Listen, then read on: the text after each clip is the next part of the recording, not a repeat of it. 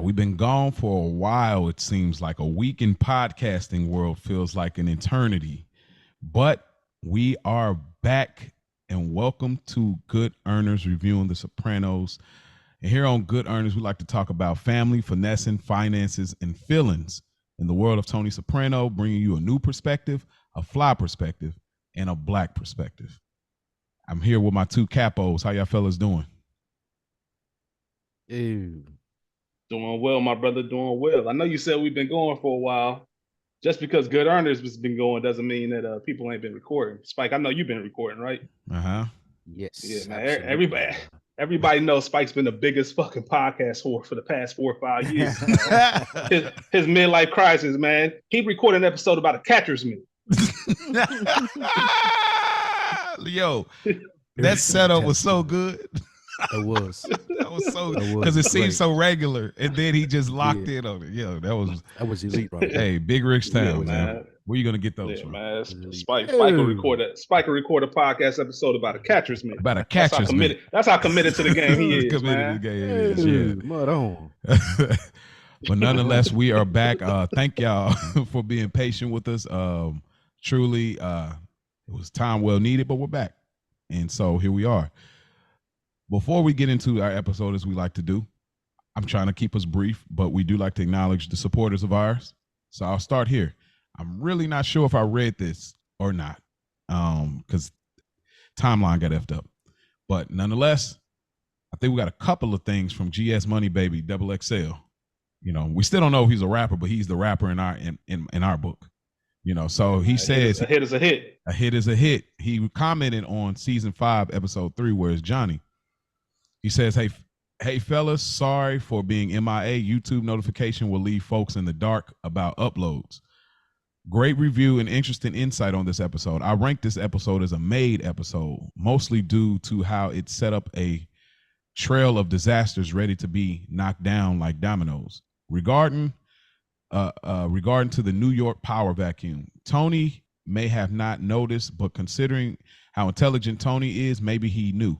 But Tony bringing up the trio power sharing instead of one mob boss practically puts targets on the back of Carmine Jr., Angelo, and Lorraine.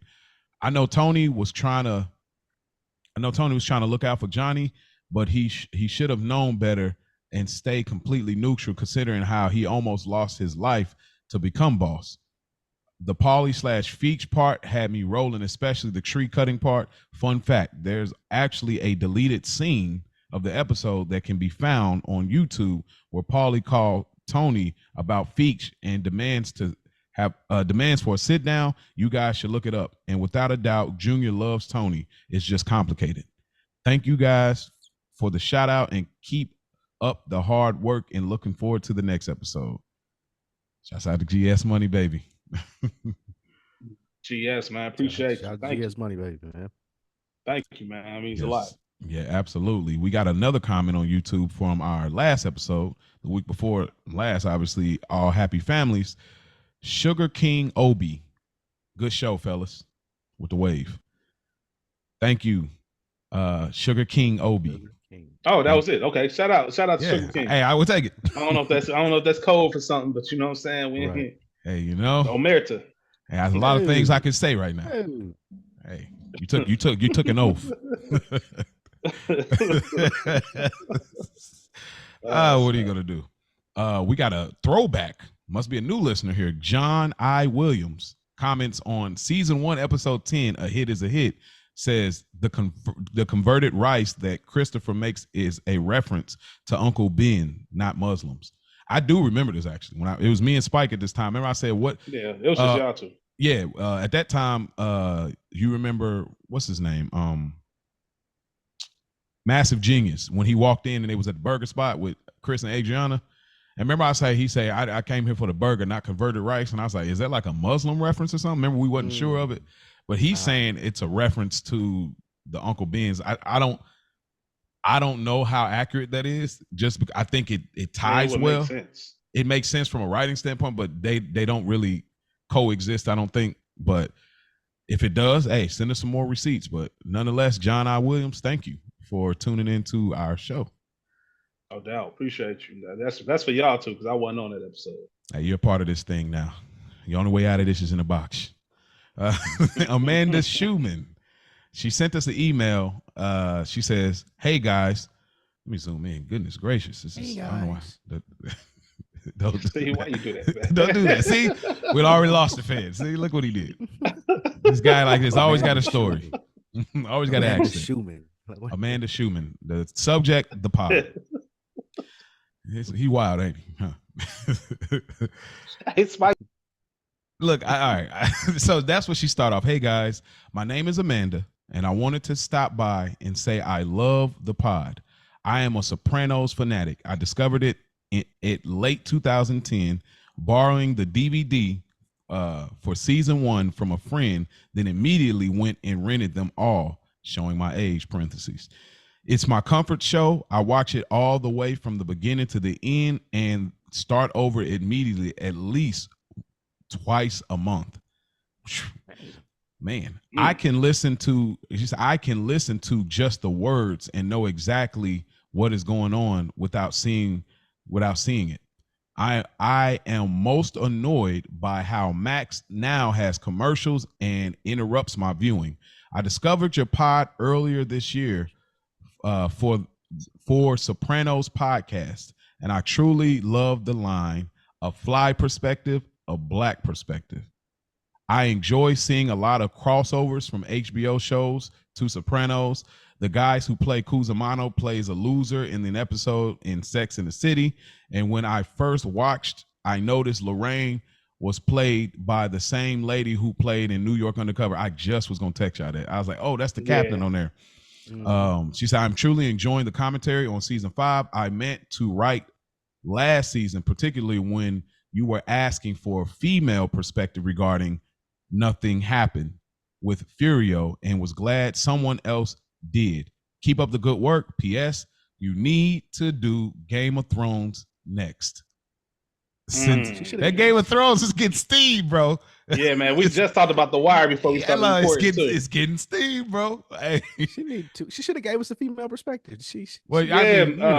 Yeah. What's her first name again? I know the last name. Amanda. Amanda, please write back in and give us your perspective. We'd love to hear your perspective on the show. That's one of the cool things about this, man. Just the people.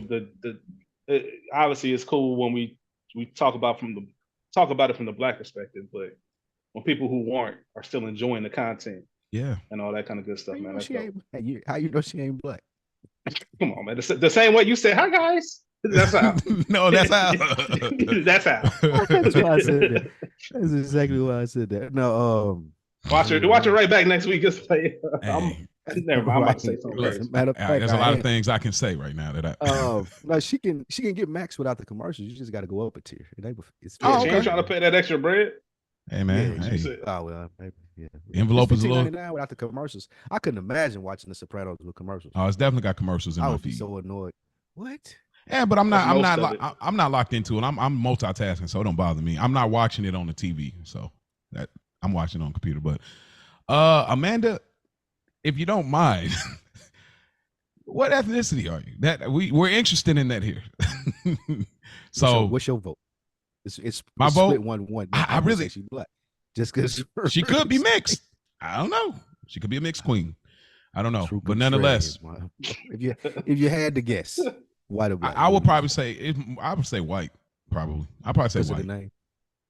Probably the name, and more so liking the black perspective, fly perspective. I think that gives us a little more seasoning. No pun intended there, but gives her a little more seasoning, not us. We'll give the listeners a little more seasoning, I guess. I'm curious. Now I'm really invested in this now. I hope she listens and I hope she writes back. Amanda, please give us let us know. And we love you all the same, no matter what you are. Yeah, it don't matter. Love you all the same. It don't matter. Like we love all we love the fact that it ain't just black people listening. So I did jump out there and just assume she was white though. So now we got to know. Well, remember, I ain't gonna never mind. Anyway, I don't want to hold up the show too long. And talking about the Nigerian. No, the other one was. Go ahead. He's like, is it a guy? He was like, I don't know. Anyway, lastly, GS Money Baby. He's catching up, obviously. So he commented on all all happy families. Season 5, episode 4. He says, "Hey fellas, how y'all doing? Good episode review and input/insight commentary to me. Majority of the episode was just another envelope rating, mainly due to AJ's idiocracy. I think that's how you say it. In this episode, idiocracy. Okay, but the interesting part of this episode to me was the Feach parts. Despite Feach being a bag chaser, probably one of the best compared to Richie, who was fighting for every nickel and dime, especially with Beansy. Feach had a Ralphie type hustle despite being one of the oldest members. Parentheses, looking at Paulie. Tony definitely did the right move sending Feach back. Dude had the poster face of hating.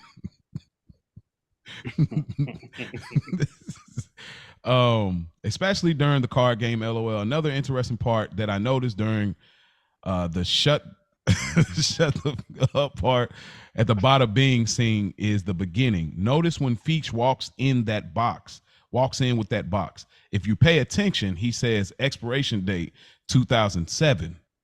Whoo, rich. Yeah. 2007, which could be a foreshadowing of the ending of The Sopranos, considering that 6B takes place in 2007. Thank you guys for your hard work. Shots out, and looking forward to the next episode. Whoo, that was crazy there. You a bad boy, GS. Ooh, hey. Michael Jackson talking to me in my dreams, telling me that I'm bad, and I know it. Goodness gracious.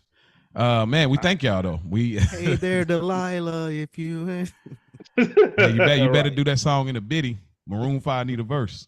All right. What episode are we reviewing today, man?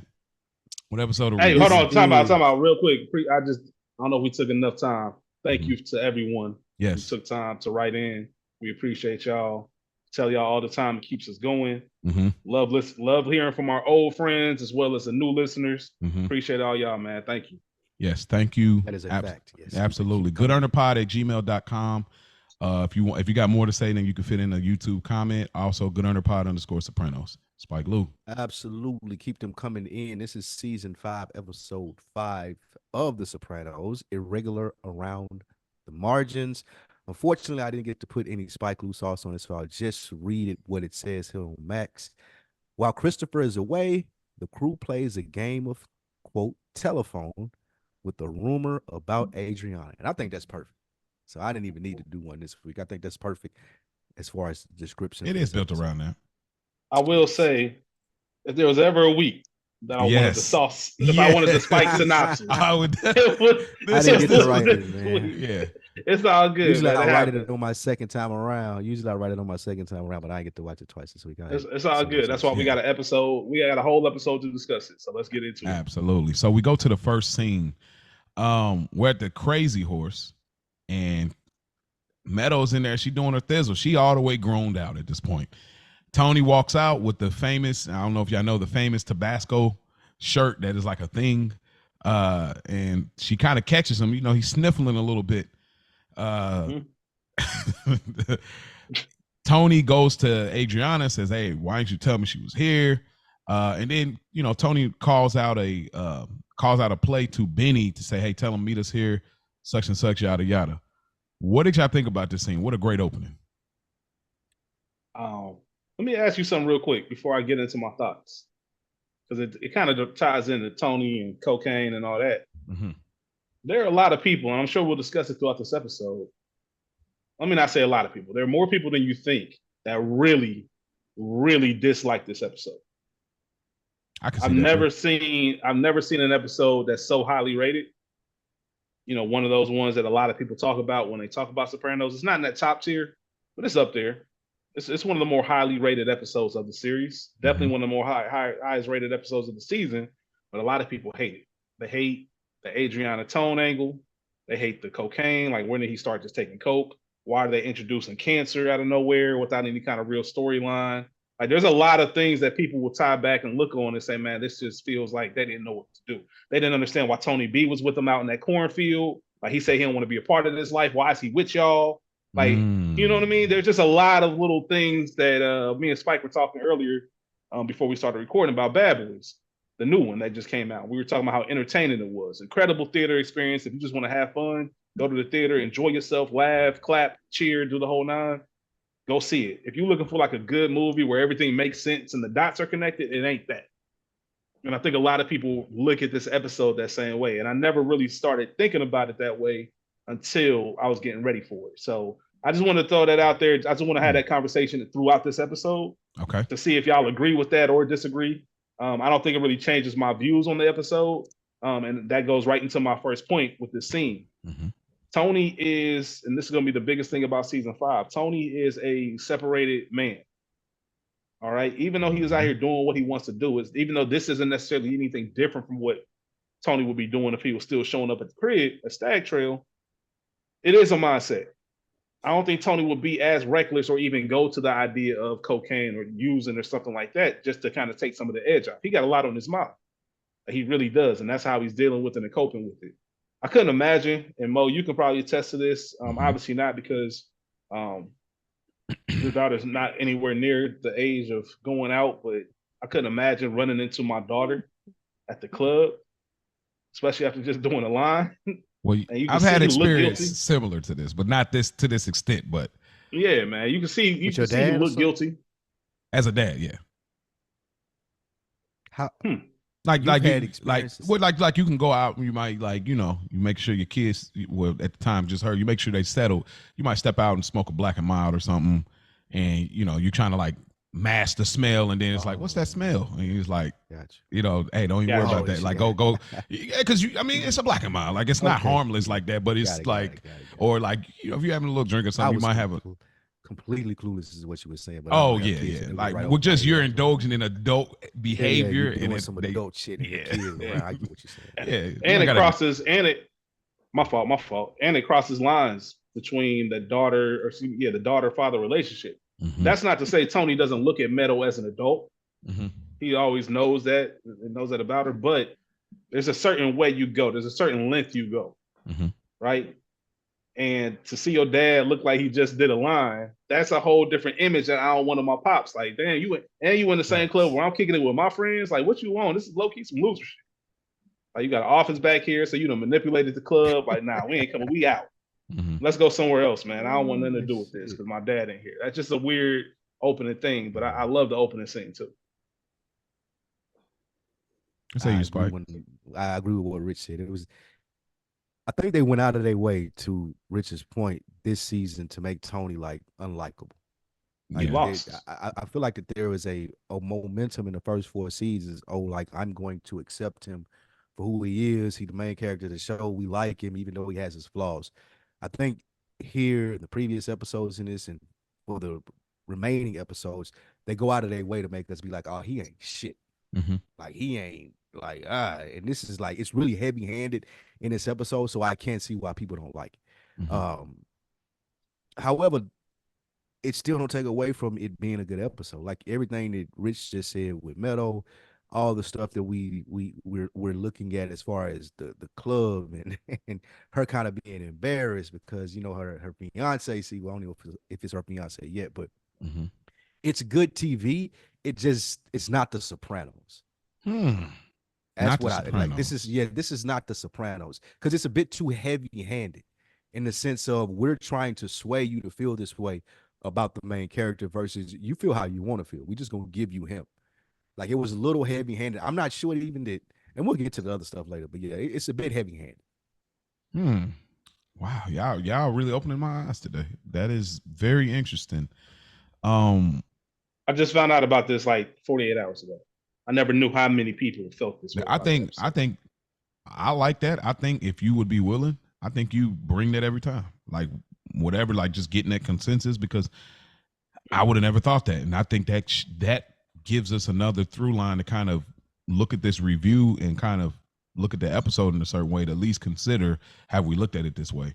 The coke thing for me, it is heavy-handed. It is interesting because how Tony went hard about Chris's sobriety, and immediately like, yo, I'm getting it off with your gal for real. That's crazy. But this lines up to like everything we're gonna figure out later in the series about Tony. But I mean, yeah, like you said, he's a bachelor. You know, Tony is a person that like the mundaneness. He never said. Chris said it's the regular. I have a hard time with the regularness of life, but Tony feels the same way. I believe. I honestly believe that. That's like, you know what? I gotta bang women. I gotta do this. I need to feel alive. I need to feel the thrill of things. Like Tony has to feel that. Like that's why I feel like he couldn't have. Even though we look for him, and I'll talk about it a little later in the Melfi scene, we look for a conversion for Tony when it's our first time watching it.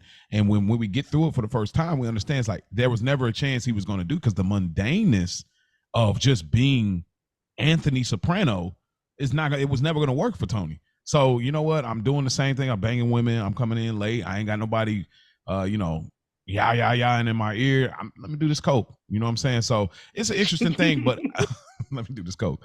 You said it so casually too. Let me do this coke. Yeah, let me do this coke. Why ain't got nothing else going on? So, but I did want to ask. You said something, Rich. So you think Meadow left because it was kind of a subtle embarrassment? Because I got a different read on it. Yeah, she left because I just ran into my dad at the club. Like I don't want to run into my dad at the club. I don't want to kick it with my dad. Like, and to mention, like, it looked like you're not just here, you partying. It'd be one thing if I was in the back and like you really handling some like mob business. But you got the drink in your hand, you up here doing the sniffles. You know what I'm saying? Like, are you on the floor?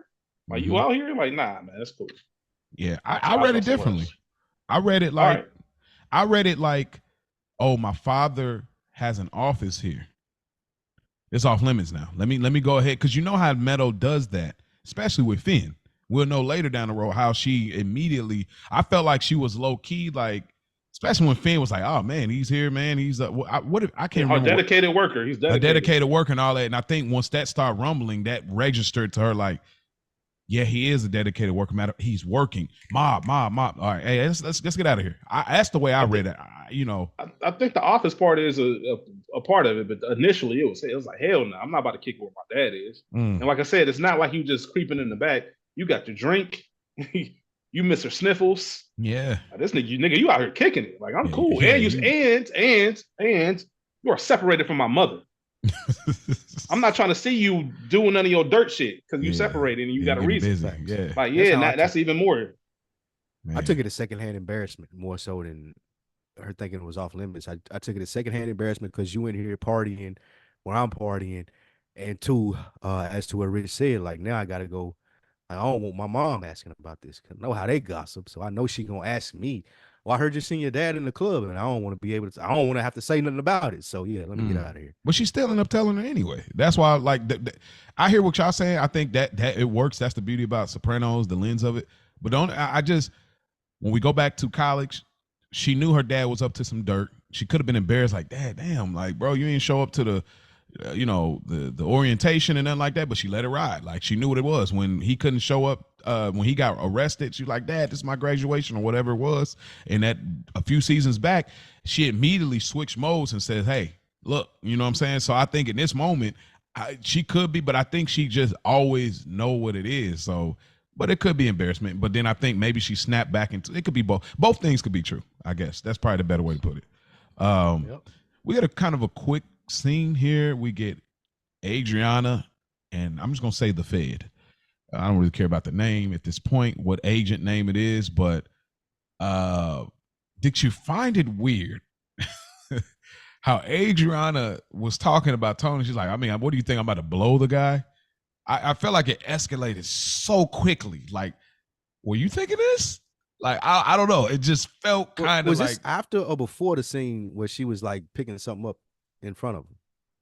Like, she was just. Oh, this is before. Like, this is literally the next scene. Like, yeah. So that's why I was like, she's like, Tony spending so much time at the club, and she says, you think, and then that Fed says, you think that he might have something to do with you? I think you think he wants something to do with you, and she was like, and she immediately blow this guy. Your sick purposes. You're sadly mistaken. Yeah, it was kind of 1 to 100 really quickly, and it kind of again goes to what Rich was saying, like people's feedback about this episode. It's like, I'm kind of forcing this, bro. Like, I'm a regular Sopranos watcher. I wouldn't have never thought that, hey, you're gonna blow the guy. Like, she shouldn't have never thought that. It shouldn't have been wrote that way. But like you said, it did seem kind of like, what? Why would you think that? In any other way, or excuse me, that ain't how I want to put it. It just shows as how heavy-handed they were being with it, like I said. Like now you're saying it, and then you had a scene after with the whole like shit putting in the scenario. Like again, before this episode, I would have never thought Tony had no hots for Aid, and would have never thought that way about her thinking of him. Like I would have never thought that. But then, as you just pointed it out in the car, it's like, what do you think I'm gonna blow the guy? It's like, what? Where the fuck did this come from? Yeah, how we get there? It made it more like, oh, okay, I see what's going on here as we got throughout this episode. Yeah, I almost. It's heavy-handed, bro. I almost wish that Rich didn't bring that up. To see who wrote this. Yeah, now that he brought that up, I'm looking at it more and like, bro, none of this is The Sopranos. This ain't what we like. Everything is more subtle. Everything is more like drawn out. Everything is more like, oh, like a light bulb goes off. Yeah. This is like right here in your face. Like, we want to make Tony a piece of shit. How do we do that? Oh, he's gonna fuck Adriana. Yeah. What? Like that's the emoji with your mind blowing. You're like, wait, what? What happened? Yeah. Right. Because she came to him a few seasons ago, last season or a season before, if I recall, where she came to him like bruised up, like, yo, he's coked out, he beating on me, you know, and it was exactly. If there was something there, you would think that would have been the place to make the or place. Even when what was that season 2 when Chris was in the hospital and got shot by Matthew and the other guy, like they got shot and she was in there. Remember me and you were talking about like the other dudes like Big P and Silvio. We was like, Paulie, we was like, yo, they kind of filling her up a little bit. Like we like, and your man's Vito, yeah. He changed it. I don't know which story is true. Like he claims like she was calling me every day, and she said Vito was calling her every day. No. I mean, but you know which one is true. What would Vito? I would ask you, what would Vito be calling Adriana every day for? Feet pics. No spoilers. Feet pics. Feet pics. Hey, like all of it's heavy-handed now. That like again, the I was listening to y'all, man. It's fucking y'all up a little bit, ain't it? Yeah, it is because it's so heavy-handed. It is because Sopranos. I wonder who wrote this. Like who? If it's the same writers, did they switch some shit up? Well, I think so. I think the acting is so good in this episode that it overlooks everything. You gotta think. Drea Mateo and Michael Imperioli won an Emmy for this episode and for long-term parking. That's why they won the Emmy. These episodes. So the acting itself, but the acting is good. Just it's still good. Just TV. It is. But I've never seen literally the same comments where I read worst episode of the show. There's 3 more that say one of the classics, by far the best episode of the series. It's and then there's another, and for every really memorable. For everyone that says this was a great one, there's other people that say it's one thing to say I don't like it, but there's people in here saying this is the worst episode. Like this is the least Sopranos episode of the series. It's more good TV than it is Sopranos. If somebody says it's the worst episode, they don't understand television. Period. I think they just disappoint. I think people would say a hit is the worst episode. People would say Chasing is the worst episode. People would say, what's the episode with Tony's dad's Gumar? What is it? Camelot. They'll say Camelot is the worst episode. Like for purists though, Mo, I could see it though. Like just because of everything that we're talking about. This is not it's not a Sopranos episode. Like everything else is so different in this world. Like how we're introduced to people, to characters, to storylines. None of it was done here. It was just really heavy-handed, and we're trying to load the jury against Tony for this season so we can pull something out for later. Like it's really heavy-handed. So again, I don't feel this way, but I could see someone being like, "Nah, this is crap. This is the worst of the worst." Because again, like y'all were talking about, like when do we get like Tony doing coke? Cancer, like what are we talking about? Even the IBS shit started to pop up even more, and they were like, "Bro, what is going on?"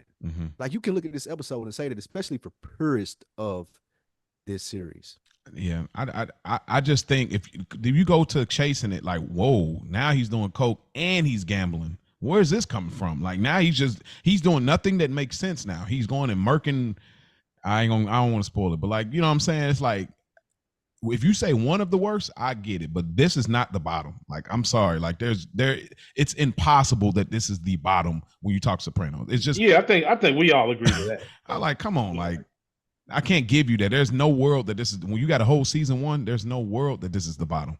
Like, stop. Oh wow, shit. Next scene. All right.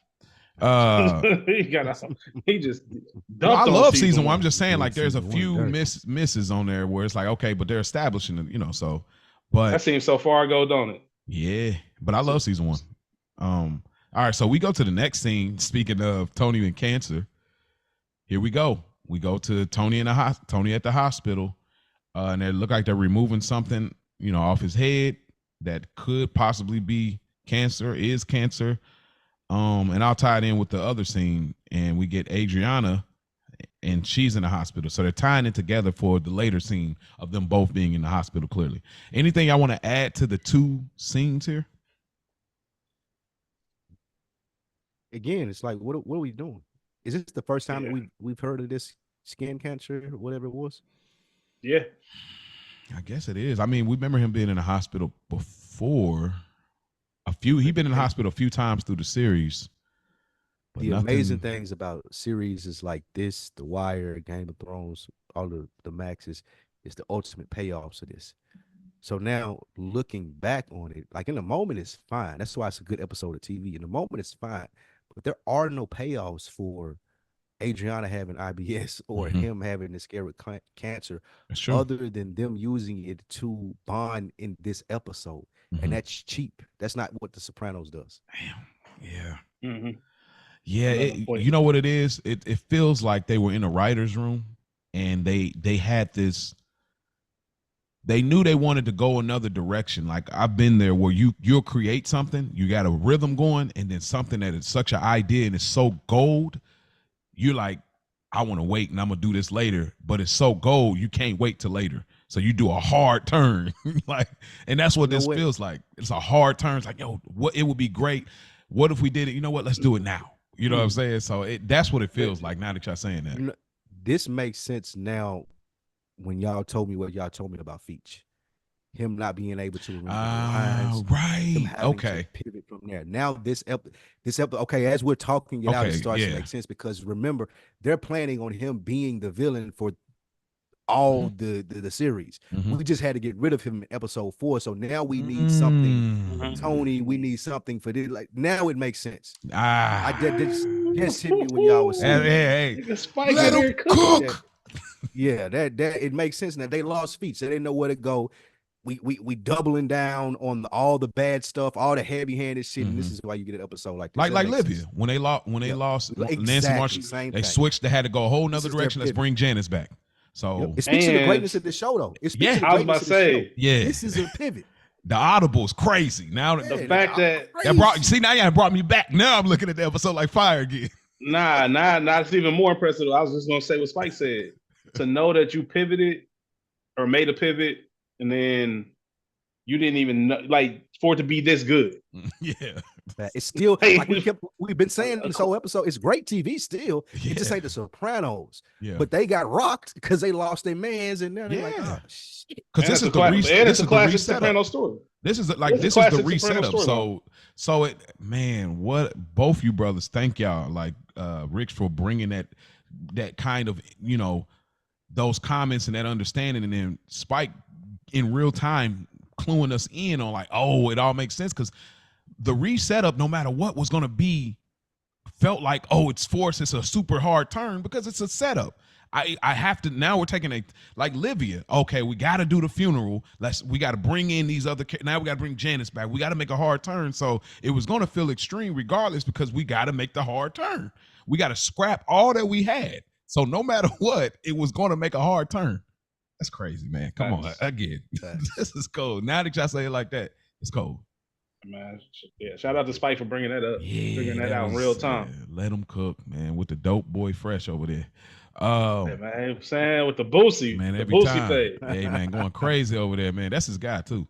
But what do y'all think about the IBS? They talk about kind of like the symptoms, and they kind of talk about, they really emphasize the high stress thing. Yeah, that's all. That's all. We know Adriana's stressed. We know that she's stressed to the point where it's causing her some physical ailments. Okay. I don't think there's anything deeper than that. It's just like this is really gonna, as Chris said, it's gonna make your asshole rot out. This was we did not later in the episode. Nah, we ain't need this for Adriana Jackson. Like why y'all try to make us not be attracted to her? Y'all know she fine. Like stop doing that. I ain't gonna lie. I look at her as an actor now. Everything I see her in, I think about this. Like, see, that's like why y'all do this? I'm watching Sons of Anarchy right now, and I'm like, damn, yeah, IBS, man. Like, IBS, man. And they was fouling that scene when she had to pull over. They had her on all white pants. And I'm just thinking, like, I thought they was gonna have. I'm like, y'all tripping, man. It might be doo-doo. Shout out to Dave Chappelle, man. Yeah, man. I picked that up. Putting stain on the back. Man, insane. Yeah. Only thing I wanted to say lastly on that is just like I hate that doctors prolong news. Like he's like, okay, get dressed and come meet me now. Tell me now, bro. I got the one-sided freaking thing on. The cheeks are out. Tell me the news now. Don't wait for me to get dressed and contemplate what's wrong with me. Tell me now. Like they be prolonging it. I don't like that. Like doctors be like, that's okay. part of their job, though. I know. I was watching some doctor show that tells why they do that. I can't like it's a precautionary thing, so you won't do nothing wild. Yeah, I get it, but damn, I don't like it. That's funny though. It is, yeah. We go to Tony and Carmella. They're having a conversation, and Carmella, checking in like, yo, so, I heard you out there with the youngins, man. You at the club, you getting turned up. Meadow seen you the other day. What's up? What's we on?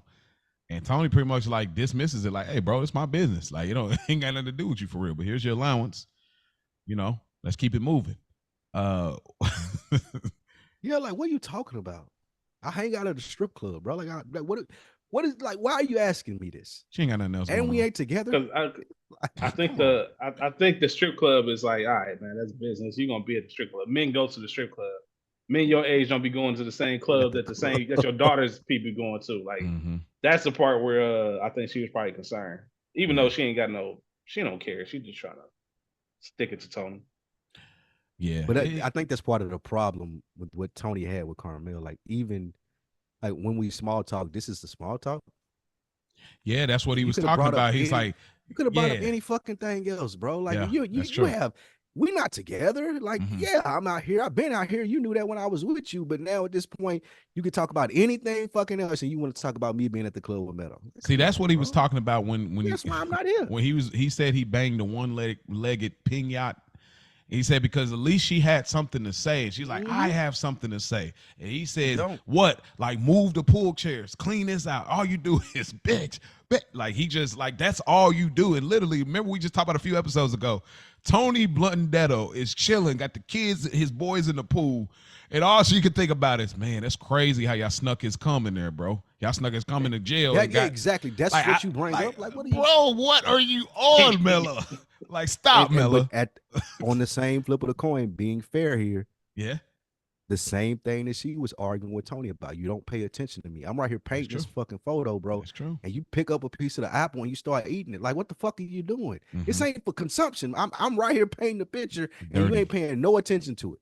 So it was very subtle. Like this, that's the reason why this is just a loser episode, because it's still small, subtle stuff like this for people to pay attention to the series. Like both of the points were being made right here without nothing being said about it. Absolutely. Something else I want to point out. I was trying to figure out the meaning, but I think that maybe it could be that. Y'all know on this show, we're not like these super extra, existential deep podcasts, but every here and there, something might strike a chord. So at first I was wondering, like, what does it mean? He took a bite out of the apple. Then I don't know what she was drawing or whatever. It's like, hey, that looks like a real, whatever he was referring to. I don't know what he was referring to. It looks like real fruit. And then he took the bite and he literally put it back. And I thought maybe, I'm not saying it's true, but maybe this is a biblical reference to Adam and Eve. And what happens later, with A being forbidden fruit that Tony wants to take a bite out of. Sure, it could be a reach. I don't know. But that's what I was kind of getting at. I was like, what does this mean? So I could see that being that. I could see him just picking up the apple and putting it back. I can see both things. Yeah. You know what I mean? That connection would not surprise me at all. that's what they were trying to do. I got another bar. Tony taking a bite out of it and puts it back. It's like this angle where it's like nothing happened. It's foreshadowing. It's like I could do this and then put it back, and all you see is this side, but there's really something going on the other side of the apple. Yeah. That one, you got to stretch Armstrong. All right. That's some go gadget arms on that one. Stretching Bobito. All right. I tried. What you know about that, man? Hey, what you know about stretching Bobito? Hey, all I know is NBA Streets Volume 2. I know they're radio hosts. I'm acting young right now. But oh man, we get to. All I know is he never had to make himself a varsity athlete. I love that. Chris and A, he's getting his shave on. She's getting her makeup on. She tells him, "Look, I got IBS. What does that mean? You know, basically, I got to use the bathroom. You know, stress levels is high. I'm gonna have to, I got to be close to a stool or whatever." And he ain't, he goes a little further. Then he brings up. Did you hear what the president said? Like Chris followed politics. Like I was like, what? What do y'all think about this scene? My girl can keep that information to herself, bro. Yeah, bro. I don't want to know none of that. That's way too personal for me. Even in a relationship about to get married, bro. Like I'm cool. I'm cool with knowing what like your doctor told you about your bowel movements and shit. Like I'm super good. That'll ruin me for the relationship. I ain't gonna hold you. I mean, this is fiance. This is his fiance. No, I do get it. I get it, but I think they've been rocking for. No, I do get that. Like I was like, like this my girlfriend. I'm like, just saying, talking. Rich, if she came and told me that. I ain't saying if it was actually a condition that she had. If she had a condition, it's cool. But if you come in there like you confide, now I'm like, it takes some adjusting. But this is your, this is your fiance about to be your wife. So she already told him like she can't have children. So at that point, it's like, okay, we got to understand for that. Surprised she didn't get a smack or something for this. I mean, smack. That's in Christopher's world, not my world. Yeah, man, not the real. I know what you mean, but like even Chris OD, like, what? You crazy? You got to use the bathroom? Like that would be a wild. And Chris would have had to be coked out. Like if he was in another world, Chris is coked out, and that happens. Like but well, keep watching this episode. Stay tuned, listeners. Right. Yeah. All right. Tony and A, they're the crazy horse. A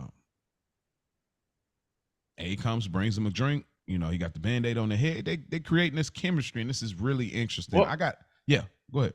I just thought about this. I do want to mention this. I think that scene with Chris and Adriana, it makes sense as to why Adriana leans more towards the connection with the feds.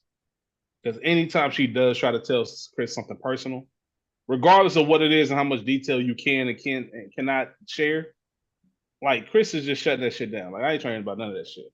And you stressing? What you got to be stressed about? What you taking Prozac for diarrhea? Mm-hmm. Like the war? Like did you hear the president? Like what are you talking? Like everything seems like it's downgraded. So it does make sense when I look at her hold on to the Fed's word, really try to establish these relationships. And I know we said this before, Adriana really doesn't have any friends. Mm-hmm. Scenes like this just highlight that. I just had to say that. Facts.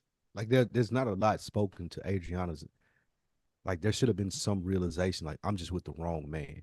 Yeah. So everything that Rich has just said, other than I want to make it work with Chris and we're going to do all of this and I'm talking to the Fed, like, bro, you're just with the wrong man. Mm-hmm. Like it was evident. But I guess they showed us that she wasn't smart enough to pick up on it. And she was just a lost young lady, Unfortunately, that we still see that today. That was the lifestyle that she grew up in. So she thought Christopher was right. But I think at the end of the day, all her problems would have been solved if she had just been with the right man. She was with the wrong man. Yeah, no doubt. And like you said, I think that makes a great point.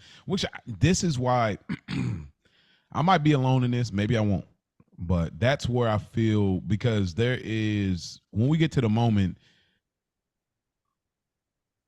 I don't think Adriana would have ever really cheated on Chris because of how she really rocks with him. Like he ain't slapped her up, he ain't done some crazy things for real, and she still stuck by his side, you know, and even took him back, you know, in earlier seasons. But there is this. Yeah, go ahead. Go ahead. Oh, but there is this thing that I do think there was. A lot of people like, oh, there was no connection. She was playing the whole play. I'm like, no, all due respect, but I don't think Adriana got smart out of nowhere. I do think that Tony being Barney Rubble, as the feds call him, I think that there was something interesting that spoke to her in this scene specifically that spoke to like, oh, I told him about I got IBS and he ain't really blink an eye for real. Like he just was like, okay. And it could be a father-ish type of thing. It could be something else. But I think there's a moment where it switches and say, oh, this is a play. But I don't think it was this far early, in my opinion. But, I mean, I might be alone. When you say this far early, what you mean? Well, because there's this build-up and this chemistry between them two. And I think most times people think that, oh, from the moment she said it, when she was in the car with the Fed, said, what do you think, I'm going to blow the guy? Oh, people think she made the play from this point on. And I'm like, I don't think so. It seemed like she had been thinking about it. Okay. Okay, yeah. I would agree to that. Like that response makes the viewer, us, feel like, oh, well, maybe she's been thinking about it because the Fed didn't say shit about that. She was just speaking to whatever attractions that she had to Tony, and then you get to this point, and Tony is treating her like she wishes Christopher would treat her. And then you start to see like, oh, okay, now it makes sense for this episode, not for the series. I still stand by what I say. It's not the Sopranos, but yeah. Mm-hmm. For this episode, it starts to make sense. And you're like, okay, I see what they're doing. Yeah. What was you gonna say, Rich? Nothing relevant. I can't remember. Nothing relevant. Yeah. But that's why I said this scene is interesting too, because it's like I don't think either one of them are acting in. I feel like you can tell when Tony like heard about her IBS, it didn't faze him. The same thing, I think just him being a married man, I think it has a difference. It weighs differently. He's like, he's used to like, oh, it comes with the like, oh, Carmela's going through all this, all that. You know, that's a part of it, a husband versus Chris being like a fiance and a younger guy. That type of stuff phases him for real. It's like, I don't even hear that, bro. Yeah. So when you're older, you listen to shit like that. Like when you're older, relate to it. Yes. My body going through changes too. Like you relate, like that shit that old people relate to. Chris is young. I'm in great health. All I gotta worry about is this addiction. Like she talking about IBS. What world are we in? Right. Yeah. Yeah. So I do think it was just a really interesting scene, and I believed it. People, you know, the feds make a joke later about her. I'll wait till we get there. I'll just wait till we get there. Talking about like how they looked at, because when she speaks about Tony, but I'll wait till we get there. We get to the next scene. Christopher and the boys. Point something out here. Yeah. The fact that she has.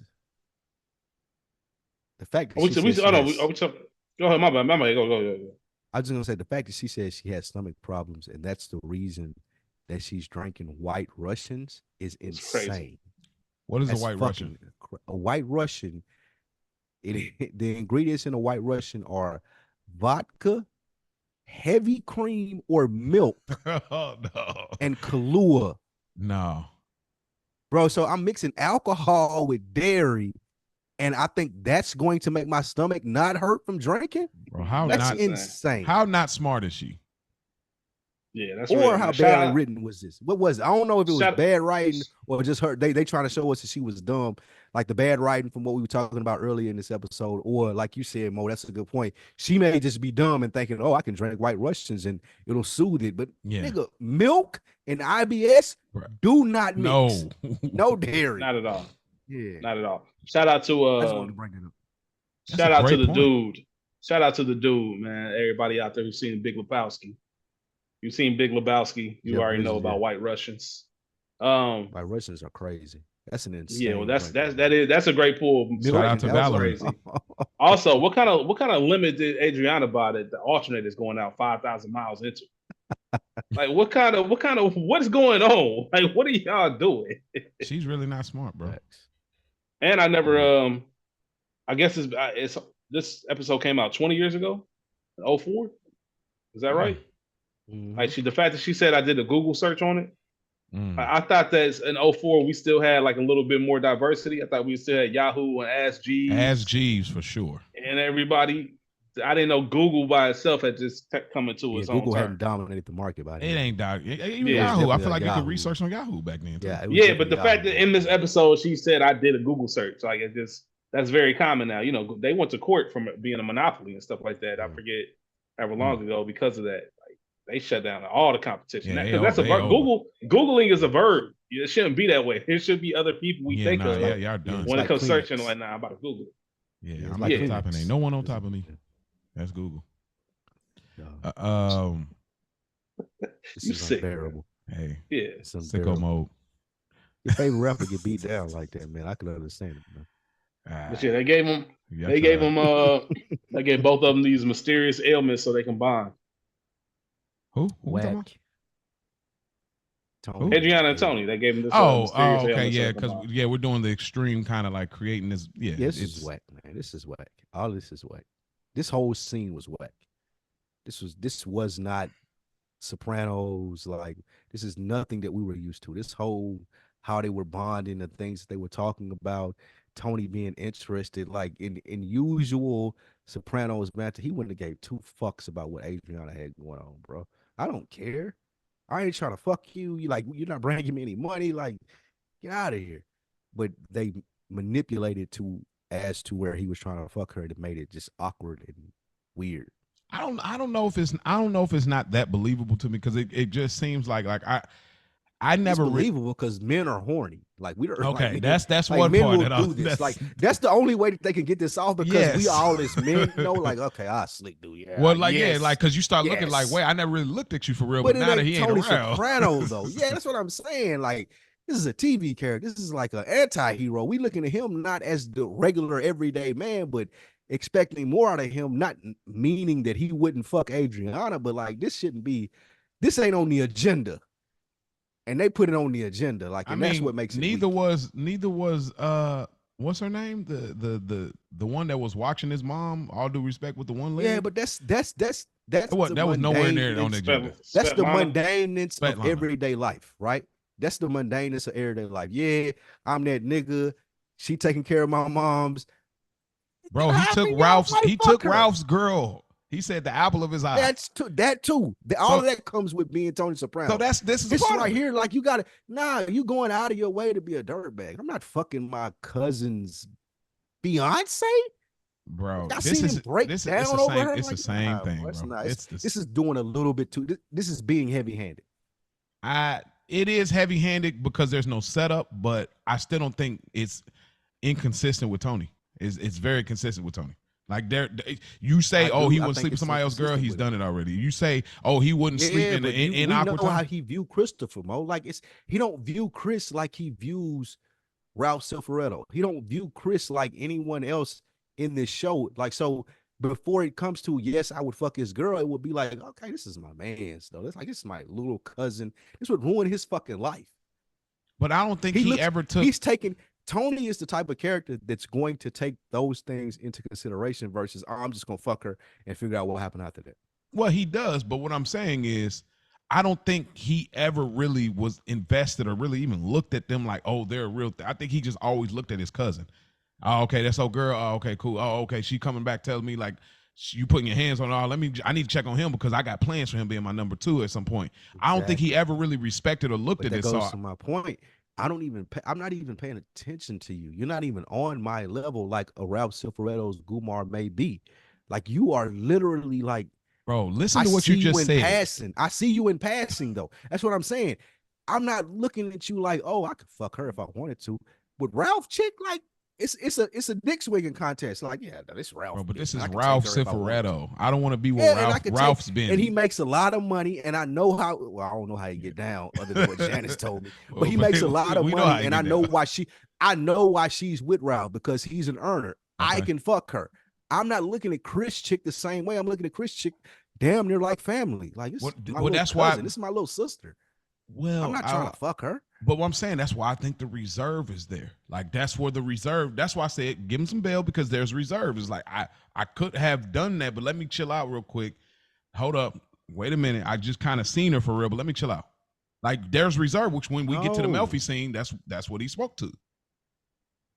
Okay, you saying the same thing, Diane. We're saying the same thing.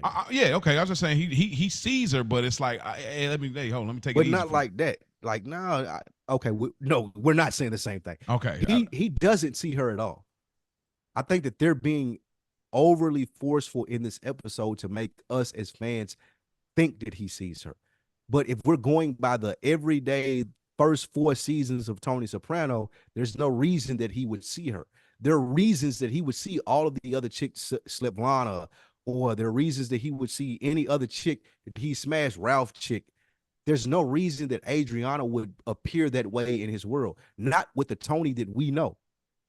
Now, if you're trying to force it, if you won't have anywhere to go because you lost your main villain for this season, all right, I get it. You're trying to make good TV. You want to make this. We're going to play all the classics. We're going to play the notes that people keep coming back to. Mm-hmm. But it's not Tony Soprano, though. He would never look at Adriana in that manner. I don't think so. It's a later scene when he's talking to Carmela. It's like, who do you think I am? That I think they did a good job of building him up those first 4 seasons for us to be like, yeah, I mean, he's right. Why would he fuck her? I think when you talk about jumping out the window, I see where you're coming from. I agree to disagree as far as Tony, but I definitely think for me, it's more on the Adriana side of the writing. Y'all know Adriana wouldn't remotely look at anybody outside of Chris. She never has, like, period. Like that part for me feels like the jump out the window more than Tony. Like her looking at, like, considering maybe I'll do this. Like, it don't even feel like it. And even then, when it makes sense as a plan, like, oh, if I get closer to Tony, to me, it don't even make sense because she's not that smart. So that part for me is the extreme. So, but I mean, y'all niggas out there better learn how to do magic. Learn some magic tricks if you want to get Adriana. I mean, for real, because she ain't looking nowhere. For real. Unless it's Tony.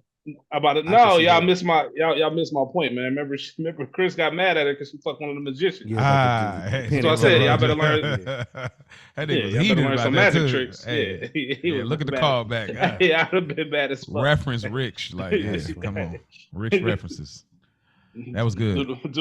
Do the Massey out. See who I was hitting in. Who was I hitting in? You know what I'm saying? Huh?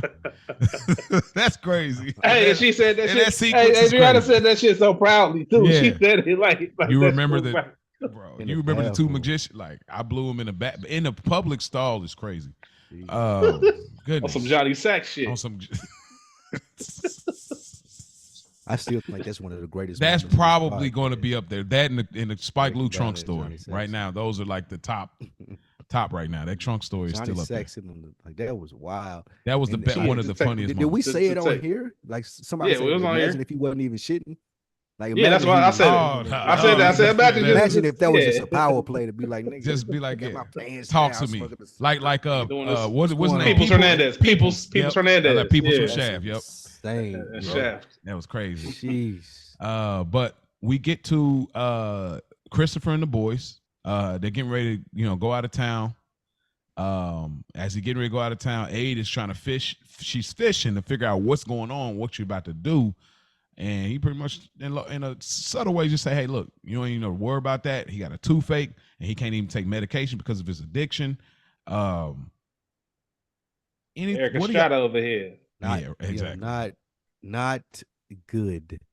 Even in the sense of, like, she asking him this, but she never tells the feds anything about Chris. So it doesn't make sense that she's prying. Like, she still don't never give them the information. Like, why are you acting? Why are they trying to lead us towards she's asking this so she can have something to say to the Fed lady, when she never tells her anything anyway? She could be protecting Chris. I need to know what you're doing. So if they happen to come across somebody around you. How? That's what I'm saying. They wouldn't tell Adriana if they did come across it. They would only try to confirm it with her from stories that she's giving them. So there's no way that she can protect him by asking these questions. And again, that goes to, yes, this is good TV, this is cool, but it's not The Sopranos in the sense of it's doing way too much. All it's trying to do is show us that Christopher is treating her bad and she would be more successful to Tony throwing a shot at her. All of this episode just leans into that versus all the other episodes and everything else that they lean into. all the other stuff that they give us, like all the stuff that you get from scenes that go to other scenes. This one is more directly with, oh, Tony a piece of shit because he gonna try to fuck Abe. And this scene was like that. Like he making fun of his girl in front of these two random ass niggas because she got to go to the bathroom. Come on, bro. Even Chris ain't that dirty. Nah, Chris did that already. He did that with Matthew and Sean. Matthew. Yeah, when she slapped him, when he slapped her and she slapped him back. And he's like, "Go make my dinner." He did that in front of them. No, that's Chris. He dumb like that. Sober or not. I still think this was extra. It was extra as far as you make a lot of sense as far as like what good would this do? You know what I'm saying? So, but I do think him doing that in front of his girl, he's always done. He laughed at her falling in the chair, bro. Like, Mo, when would you say, "Oh, my wife got diarrhea"? That would never come out of your mouth to any like. Who am I talking? But this is Christopher Moltisanti. This nigga tried to be a actor in the mob. What? And he said, "Hey, they said I could sell my story." What? This is all right, bro. Like that's why it makes sense because Christopher, he you know, either has meaning or has no meaning. He's just as dumb as she is. There, he's a little bit smarter, just a little bit smarter, a little bit. Anything you would add to that, Rich? Nah, not at all, man. Let's go back to them doing more coke. More coke. All right. Well. Yeah. So Tony and Aid are doing coke. Oh. It's one of my favorite moments in the episode. Yes, towards the end of the scene. Like, this is the most believable. Okay. This is the most believable in the sense. My dog Phil was like, "Oh, okay." Yeah, that's what we're doing. So Adriana's doing what's going on here. Yeah, you and I know what's going on. So Aid is Aid is doing coke. Tony walks in, and pretty much he gets it off. You know, I be honest, the coke thing, it always to me felt like something that he probably did as a younger dude. Like to me, that's how. It's a white people thing. Yeah, they do that. That's why I said for me, it felt out of nowhere, but it didn't feel like because when we go to whoever did this, I think I believe when he was talking to Chris, you know, he understood like we all kind of have had our fair share. I thought you wasn't going to do that shit anymore. Like, you know, because I think Tony has had times where I've indulged as well. Like when he's asking, "You high right now?" You know, because I think Tony knew what's up. Like, you know, so I don't know. But that the coke thing didn't throw me off as far as the extreme, but most of the things that Spike been saying so far, it's been tracking for sure to feel like a hard turn since the villain has been gone. But what do y'all want to? I throw the ball in your court first, Rich. What do you think about this scene? Them two building this chemistry, having this conversation. You know, she's laughing. They playing darts. You know, what you think? If this was something they can do freely in the season without having to pivot, I think you would take the coke out of the scene completely and just have everything else happen the way it did, because that's really what it was about. It was more so about them finding some kind of common ground. That happens a lot, especially when you have I know people talk about our references. They had a moment like this in The Wire when Daniels, at this time he's dating Ronnie. He's dating Ronnie and they in the bed together, and they were talking about Lester. There's a scene where Lester Freeman hands out these subpoenas during an election year. And he tells Ronnie something like, "Oh, I'm just a police," and stuff like that. He was like, he gave you that disappointed look, like, "I'm the dad you never had." Like, it just happens when people have made common ground over somebody who acts a certain way, does a certain thing, whatever the case may be. That would have been perfect for them just to be like, "All right, man, Chris, I know that look, shooting darts, whatever the case is." It just got weird quick. Like, you could tell when Tony put the hand around the stomach. I was sitting here thinking about this. And I was like, you know, family, whatever the case is. And I'm just like, man, there's nobody's girl who's I'm putting my hand around their waist or the small of their back or something like that. That's a very intimate, sensual place. Like, you know what I mean? Like, you know what you're doing there. And then you got her like on her knees, literally. Even how she started the conversation, bro. Oh, that was different. I used to be scared of you. Like, what the fuck? Yeah. And again, Tony is a predator. I'm in apex predator mode. Like, oh, what? You used to be scared of me. Like, I'm moving in because I know, like, Niggas that know what that line says. It's like, oh, okay. This fishing. You this is fishing, the and I'm Tony- gonna give you what you're looking for. Bro, This she is letting Tony it from marinate Cleveland. on the knees. I'm sorry. She letting it This is marinate on the knees. Get up. Absolutely. Get up or I'm about to Work get out. You hear me? Tell him to move, bitch. Please. Tell him to get out of the Man, way. 'cause- Move so I can pick this up. No, she was very active in dog. if Tony did misconceive what was going on, like she helped him with she's that. a proud participant because she's looking up like bro. what's happening next. Like it's damn near cheating on her. I was about to go somewhere. I was about to go somewhere. I'm not gonna do it. It's damn near cheating on her end, bro. No, because you gave me eyes, like what bro, the fuck are we talking you about? talk about consent. Those eyes, the way you are doing what you're doing, get up. You got 5 seconds. Don't even bend down. Like fuck getting up. Don't even bend down. Because Tony's even looking like, okay, you about to pick up the darts real quick. All right, cool. But then she letting it marinate like, bro, in a normal setting, we're in the back of the beam. And it's going down. Dolo. We just got hit. We just got through hitting the coke. Ain't no telling how many drinks we had. Hit your knees, like what? And then you're like don't stare at me down there. That angle, don't look at me. Stand up and look at me eye to eye. Don't look at me eye to eye from there. I don't like where you're at. Get up, please, because I can't trust myself. I think this was way too heavy-handed, bro. It was, but man, if it ain't entertaining, you pointed it out. It is entertaining and good. This is what people. It's what we watch TV for. It is. This is like these are the storylines that we watch TV for. We just expect more out of the Sopranos. So Mo, you brought up a really great point when you was talking about how she quickly went to, what do you think, I'm going to give him a blowjob or something? Mm-hmm. For us to get in that mind as a TV viewer, as a TV watcher, to be like, oh, okay, they trying to make us think that something's going to happen. Mm-hmm. And now we in this position where like something may happen because it's so close to happening. And that's what made this episode good, but it still wasn't the Sopranos, bro. This is not what we. I'm not gonna say it's not the Sopranos. It's not just what we signed up for, bro. This is what the real Tony Soprano with Feast Lamada knowing his lines and being able to participate in the rest of the season. This shit doesn't happen. This don't make it off the writing room floor. We throwing this away, ball it up, throwing it in the trash. You ain't giving them no room though. Like, bro, like they've been, bro. I'm not giving them any room for this to happen. It could have been someone else. It couldn't have been Adriana. I mean, we've seen some more wilder stories. I got a question. I got a question. If Phil doesn't bang on that door, is there a kid? He getting ahead.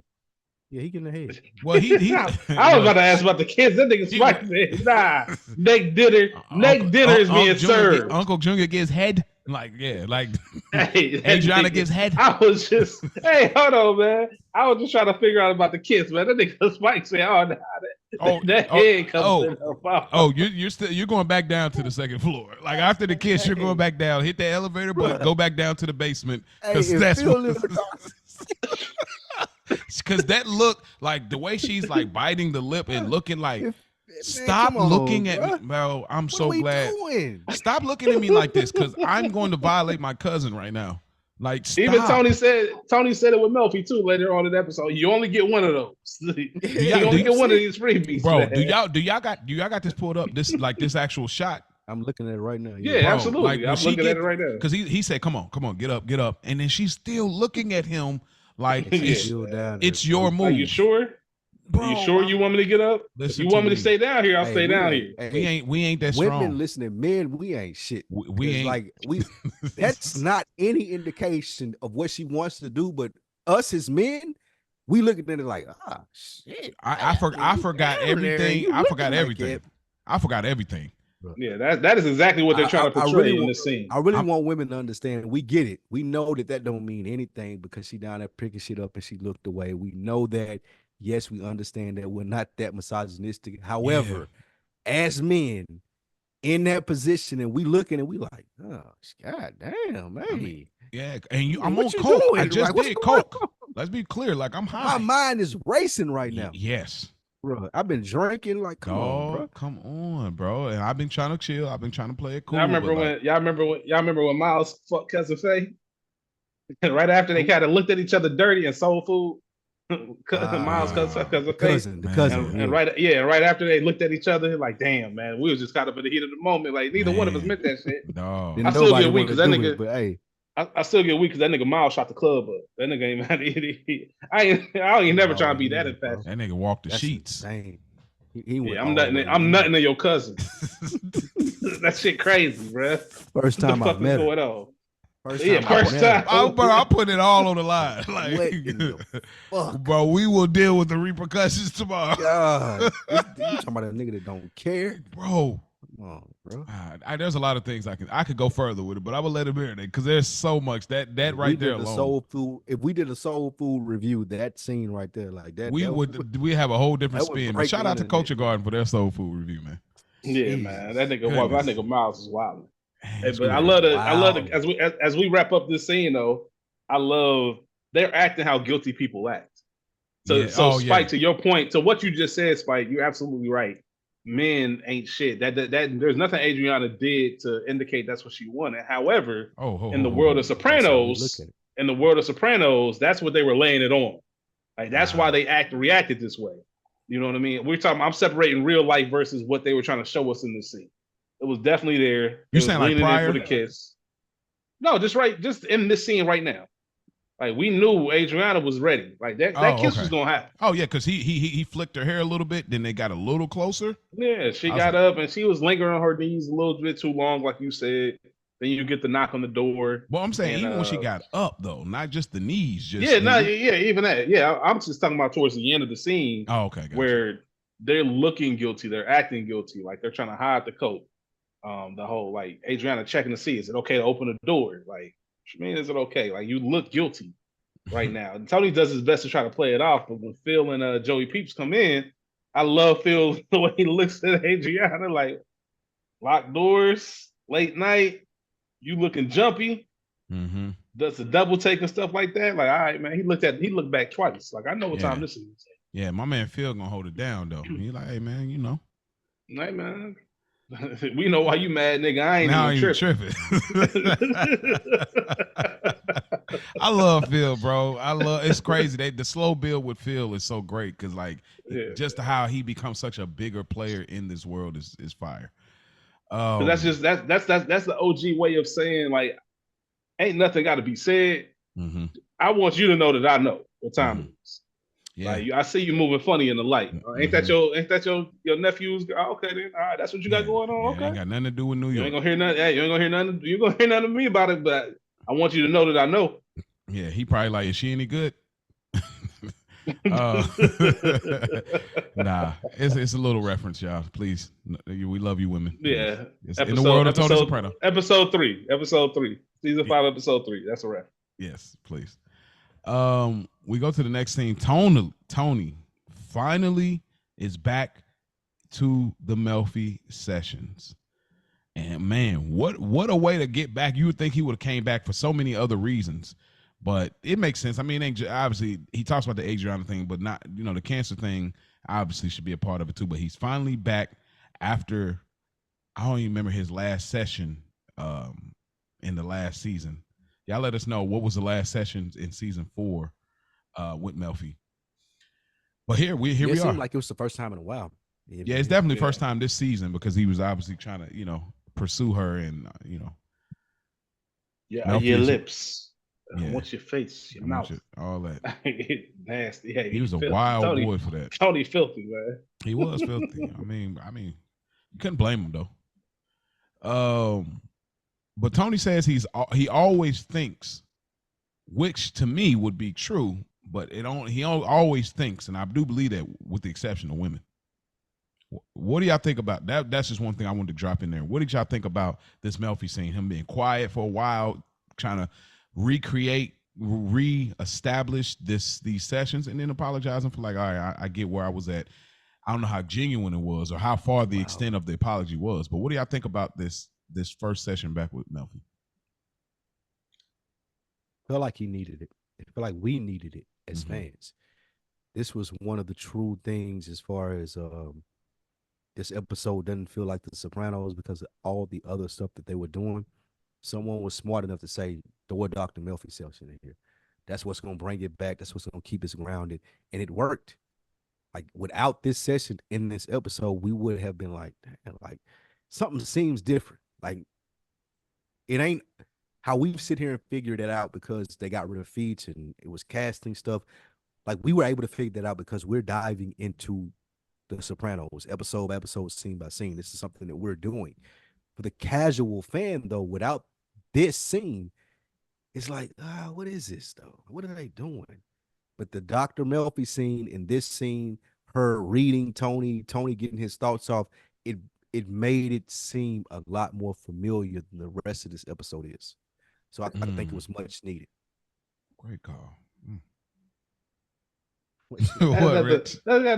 That's got nothing to do with what Spike said, man. What Spike said was incredible, man. I'm just laughing because this nigga Tony really said I can start a whole new family. I'm young enough. I'm like, yo, what the fuck? Yo, he on black time. Bro? He really he on black time. Yeah, like, bro, what are you talking about right now? What the fuck is he saying? He talking like niggas. Your cousin's old lady and start a whole new family. Nigga said fuck. Hey, nigga said fuck them all.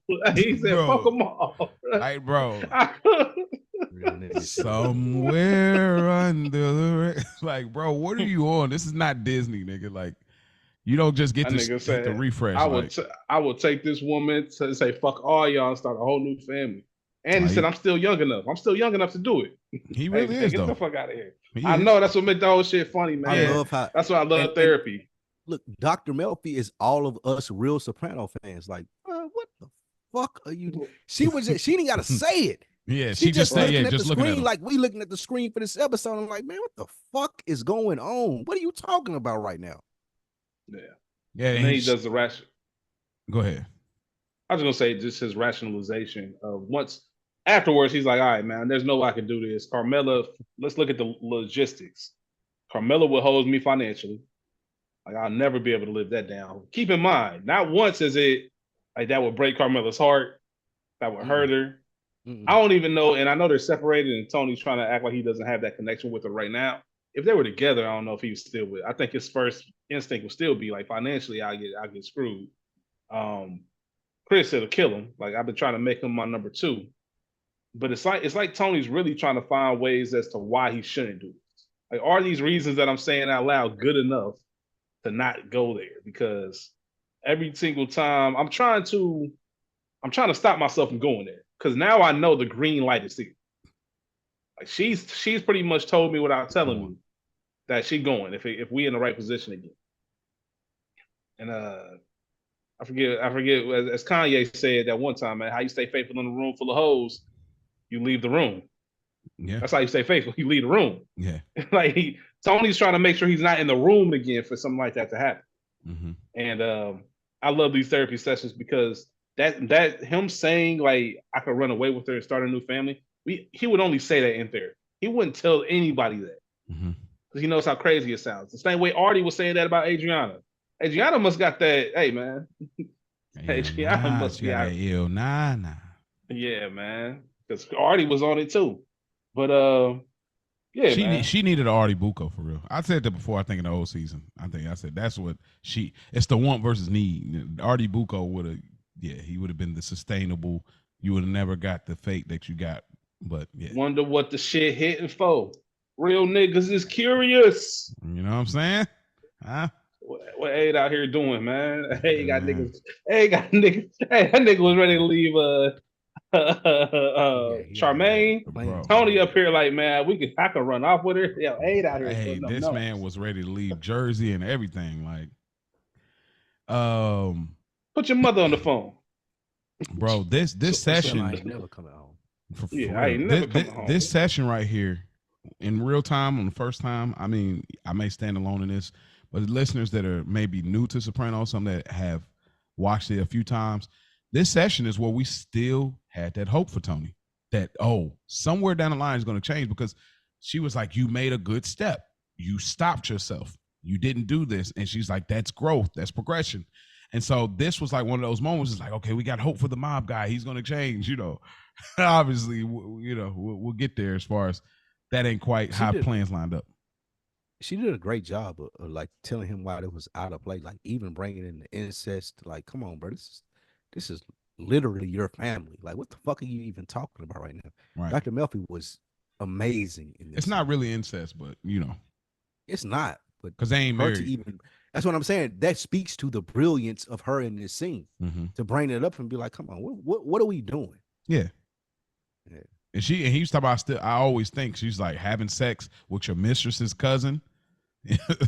Like that you think about things, huh? And like your mistress wasn't enough to piss your wife off. Like, yeah, I like that they're at that stage where like, yo, we know what time it is. You was way out of pocket, and this is where the sessions get real gutter. You know what I'm saying? Anything else y'all want to add to this therapy scene? I got lucky the first time, man. For real. This shit hilarious, man. Nah, I really did appreciate it. Yeah, I love seeing them two on screen together, and even in this capacity, it's been dope. We get Adriana with the Fed again, and they're having another conversation. And so it seems like she thinks Tony is cool. This is where I still say Adriana ain't necessarily made the plan. And I think, did she say right here, like, what do you think, I'm gonna bang him? Like, is this what she says in this session? Because I was like, first time she said, what do you think, I'm gonna blow the guy? And then this session she's talking about like, what do you think, I'm gonna smash him? Like, and then there's like a quick Go ahead, my bad, go ahead. Oh, then there's like a quick scene after where the feds are laughing at Adriana, thinking Tony's kind of attractive. Like, and this is where I still think genuinely, even though I agree with Spike, I think it is forced because there's never been a thought of this, but I can still believe it enough to say, oh, well, they never had these personal encounters. It's always been in passing. And there's always scenarios like that. Like, we've all been around. Way with the Fed, it's the way that she's talking about Tony, like randomly bringing him up. I just asked you about finding out what Chris is. You talking about Tony coming by the office and Tony used to have ducks, bro? Now that feels so forced. That feels forced. You know, Tony used to have ducks in his pool. How do you know that? Who did he tell that to? Right, you know what I'm saying. Talking about also how far off the Fed's case is, like how disconnected they are. Like, as they're walking and talking about this, and she's like, "What do you think, I'm gonna fuck him? Like, what are you talking about?" That introduces it to us as the fans. It's this is what's going on. Like, but in their world, in Adriana's world, it's like this never. Like, I wouldn't even dare think about this. At least they don't want us to think that. And then they go to them joking about her fucking Barney Rubble and all the other shit later on. It's just like, it seems as if this is an outside perspective, something that we were never meant, like, people that really fuck with the Sopranos were never meant to look at this like, oh yeah, this might happen. I agree. Because the feds are outsiders. They don't really know what's going on. They think they do because of the wiretaps and all the people listening, but they ain't really tapped into it. And we get this idea from them. They the one that are really painting the picture throughout the episodes. Oh, she's gonna fuck Ray. Like, oh, you want to suck his dick? And like, what are you talking about? Well, no, that's Adriana. What if Chris? But she, this scene she has. What if Christopher finds out? Yeah, what if Christopher finds out? She's like, hold on, find out what? Like, I ain't even saying nothing about. I'm not gonna fuck him, even though we know that's cap. What was that Offset video? Ha! You know, that James Brown reference. Yeah, and then it goes Brown. To Jesus Christ. She's a good looking woman, and she's gonna fuck Barney Rubble and the whole thing. You don't know him. He listens. Yeah, we wouldn't have never thought about that if we were like in tune with their side of the story. They should have sown more seeds. There should have been these moments where they've had, if this was gonna happen, right? Yeah, if this was gonna happen. But again, they didn't know that because they didn't know. Yeah. Up to this point right now in the episode, if you're just watching this for the first time, now the episode is really just centered about, is Tony gonna fuck Adriana? Fuck her. Yep. Yeah, bro. And it's so much more. That's all you're thinking about. Yeah. Exactly. That's true. That's crazy. I didn't know this was going this way. I could see the gripe. I could see the gripe. I could see the gripe too. I can see it too. It's so much more to the Sopranos, and is Tony gonna fuck Adriana? Like, what? Yeah. A true Sopranos fan is gonna look at you like, bro, what are you talking about? Yeah, I definitely can see the gripe. We go to the next scene at the Crazy Horse. Now, I don't know what this means. I know there's meaning here. Y'all hit us up, goodearnerpod@gmail.com. Tony's at the crazy horse again. He sees Adriana, and she's like, "Hey, they both pretty much trying to filter out what it is. Like, hey, she's like, I need to stay on the floor a little bit more. He's like, cool, I'm gonna go to the office. But when he kisses her on the cheek, we see another shot of this eyeball where there's two eyeballs, but there's one in the focus. So there's an eyeball right there that's in focus if you look at it. And then in the office, there was an eyeball when Tony was shooting the darts in the painting. So I don't know if that's like some kind of like, even when you don't think you're being watched, somebody's watching, somebody sees something. I don't know. There's probably some kind of meaning there. But again, this shot has an eyeball in the back. So I don't know. It's something there. I don't know, but I think it's very significant because they shot it very similar. But yeah, what do y'all think about this? Adriana gonna crack the whip. Tony goes to the office, doing whatever he's gonna do, and Adriana ends up eventually making her way to the office. This is a great outfit from Adriana. I know. I was looking at that skirt. I ain't gonna hold you. This is. I'm looking at the skirt, man. I was like, all right, I'm gonna let Bo slide with this. Shouts out to the wardrobe team. That's all. Shout out to Eternal. Hey, shout out to Eternal Water, man. They had to do this on purpose. So Eternal's one of my favorite waters to drink. That's how Spike drinks. Okay. Facts. I like it. I dig it. That skirt was definitely on purpose, though. Yeah. Yes. Yeah. I definitely thought that. It's a flexible skirt too. This is not like a yeah. Anyways, it was a skirt for us to be like, damn, look at Adriana. Yeah, they definitely was like, they was definitely trying to get Tony ready to crack the whip. Man, yeah, that's crazy. Hey, this nigga got weak at himself. I'm a little bit. It's crazy how both of them are really flirting with the situation. When you know you ain't got no business doing this, but at the same time, like you still thinking about it when you ain't supposed to be thinking about it. Yeah. Obviously Tony's, now that we know about this cancer that hasn't been explained, and never will be brought up again. But maybe it is. I don't know if it is or not. Either way, it's not a big storyline. Every single thing that pops up, he's checking it. As he says, looked a little irregular around the margins. We get the whole thing. Adriana, still using the car. What I really could use is some coke. Oh dang! The person I normally know, he probably left the bang. Well, I know a guy out here. All right, cool. Cancel your car. We can go get it. Just the whole. Why are y'all putting yourself in this situation? Like you guys really want this to happen. Who's wrong? You really want this to happen. Who's wrong? The person who's like, I know a guy. We can go ride up there, or the nigga offering the ride. Tony should have been the person. Because Tony has the most. Like Tony's the one that's supposed to be. This is Adriana's thing, in the right? Exactly. Like, don't tell me a dude in Dover who opened late. Like, I don't need to know that. Yeah. Unless you trying to really get down. And now, since I'm a apex predator and I'm trying to get after you, that's what I know that you trying to go to Dover and get the coke. Okay. Like you already do the. As men, again, women that listen to this podcast, forgive us. This is how we think. Yes. You threw it out here for me that, I know a dude that we can go get lit with, and he lives in Dover, and I know you got a car, and I'm going to throw it out there that we can go up there and holler at her. She should have never said that. Bruh. Like, Tony didn't push that. He wasn't trying to let's go find some coke somewhere. He wasn't doing any of that. She pushed this initiative, bro. And it's bruh, when a mission started, we've all been there when you was like, all right, we look at these like look at these little signs. Yes, when it's shut down, like I'm probably about to go to the crib, and then she give you that ray of light, and you like, I was going to do this. The mission has started, buddy. Real quick at Waffle House, like, bruh. Really? The mission started. Now, I don't know where this is about to go, but more than likely, this is where it's going to land. I'm in. I'm in. I know that something may happen from this. Let's go. Because what's sick about Adriana for that? Yeah, what's sick about Tony's head is taking this time to justify. We both had this moment. We know what's going on. She's still throwing it out here like that. All right, I'm about to hit. I don't feel bad about this shit no more. And I'm gonna be on coke. She wants to do it. Because at some point, stop playing with me. Yeah. You know who I am. You know what I do. Yeah, stop. Why are you playing with me? Because look, when she gets in the car, and again, I'm about to use this coke excuse anyway. I was high. I was on coke. I'm gonna use the Ralph Cifaretto. Like, I already got this in my head. yeah. Bro. So, but look, Chris Elba come to me with this. I already got this lined out. We was coked up. She said it. She set it up. We went, and like I already got this measured out.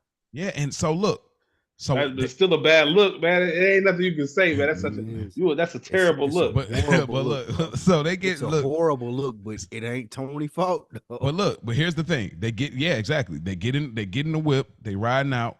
Them two are talking. Tony talks about Danielle. He's trying to again. I'm still trying to divert.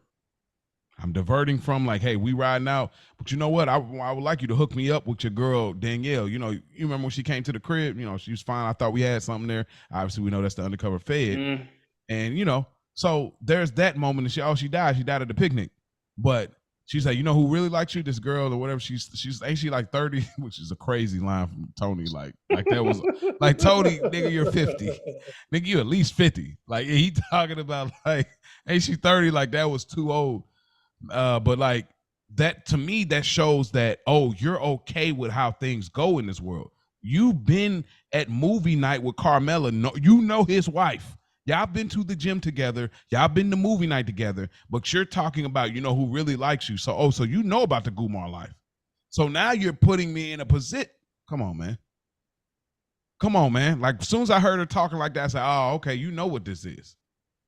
You know what this is then, because you're okay with bringing up. That's way too loose.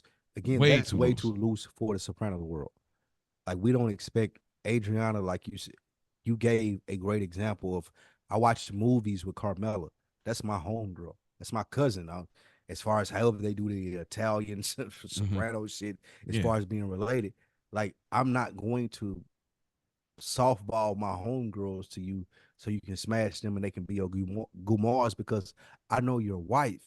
And again, that's why this episode feels really cheap, because she was doing those things that he was biting into, like you said, Mo, and it just don't make sense. It don't make sense for him to fuck Adriana.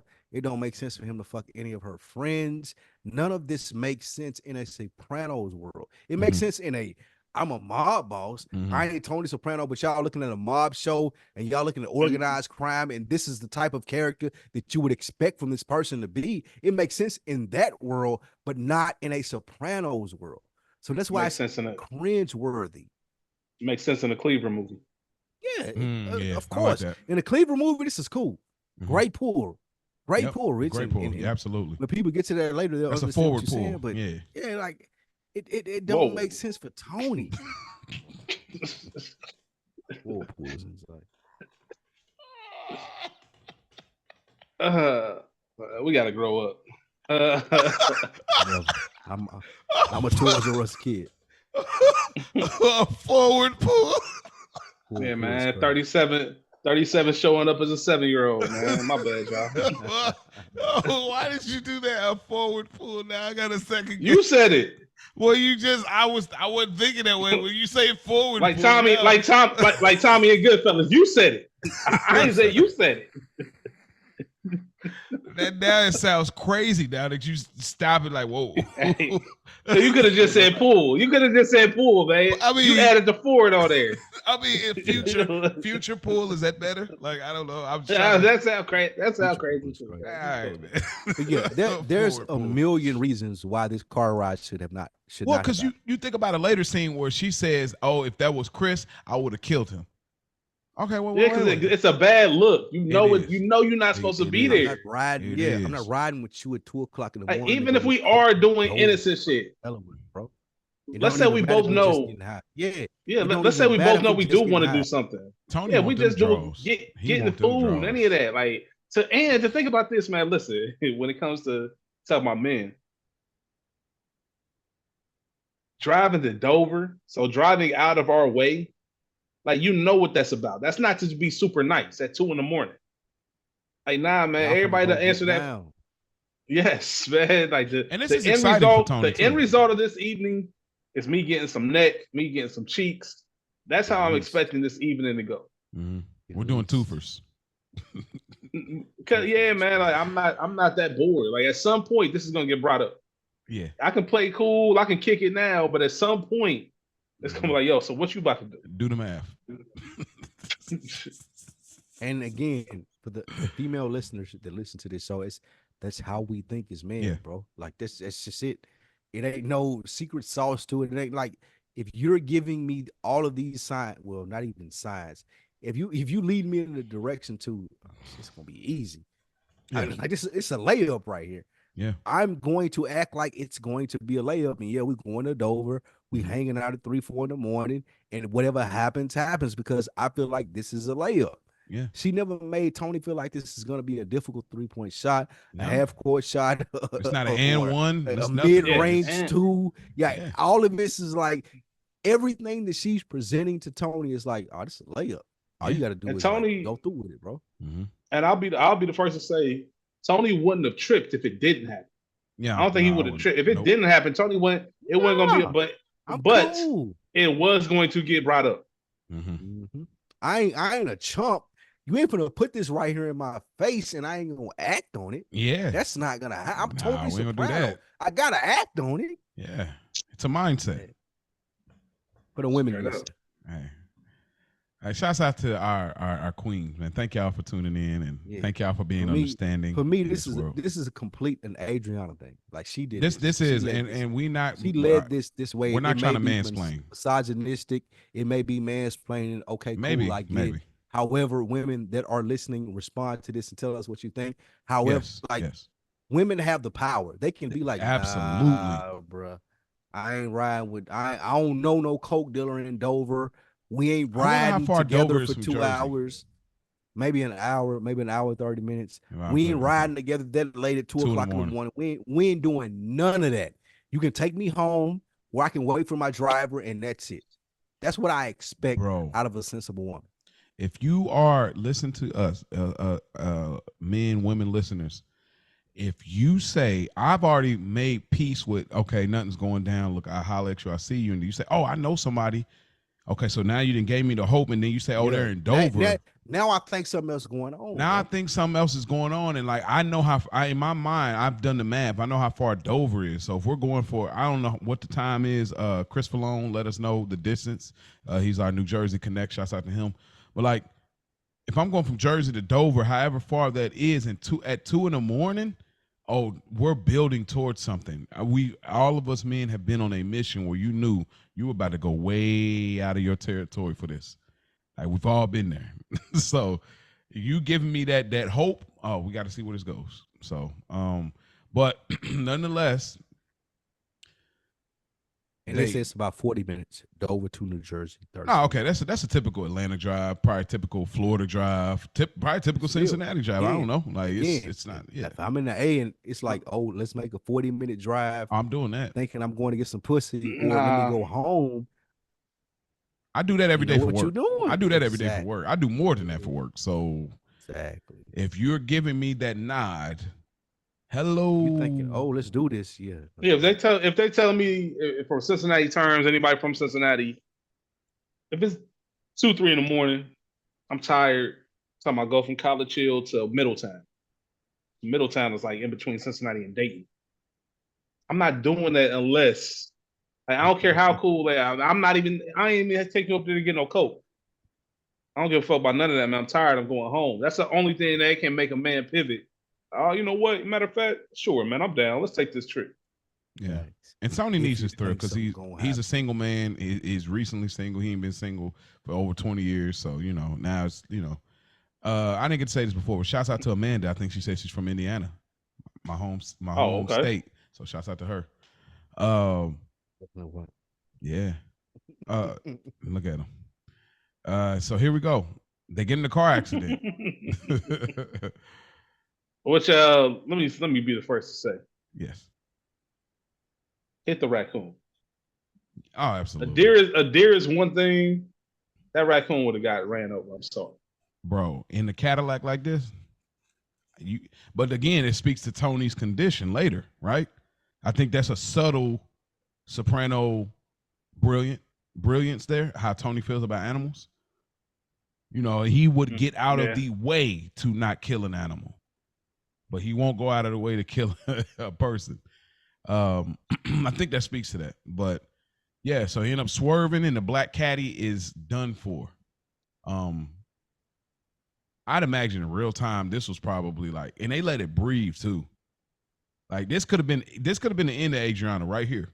Like they let it breathe. Like I can imagine in real time when Sopranos was out, like seeing this because they did a whole shot, smoke going up, then they did another shot.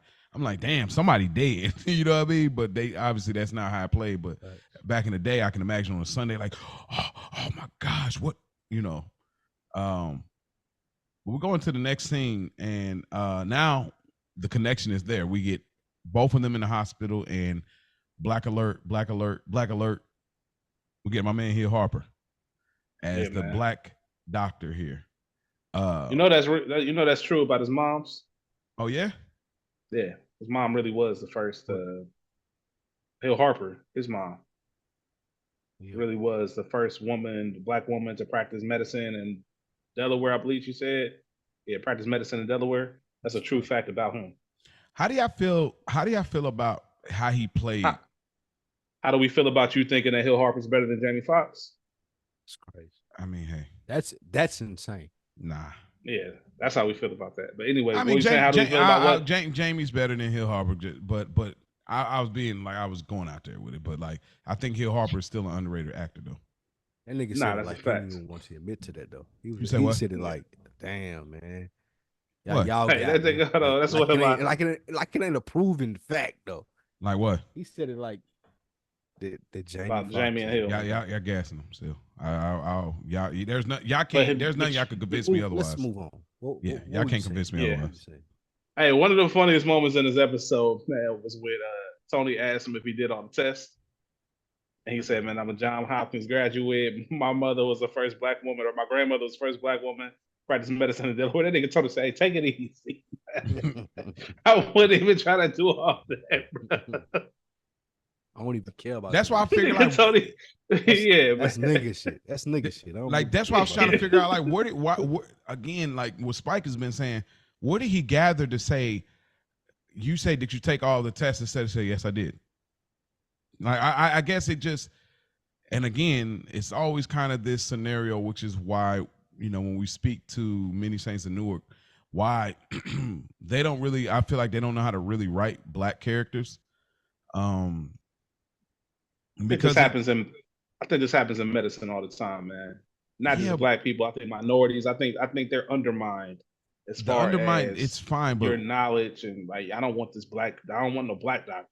I know you're right. Nurse. You're right when it comes to Tony asking that you take all the tests, but the black reaction to me going, oh, let me go down through the list of things. It felt like there was really no build up. We just immediately go there.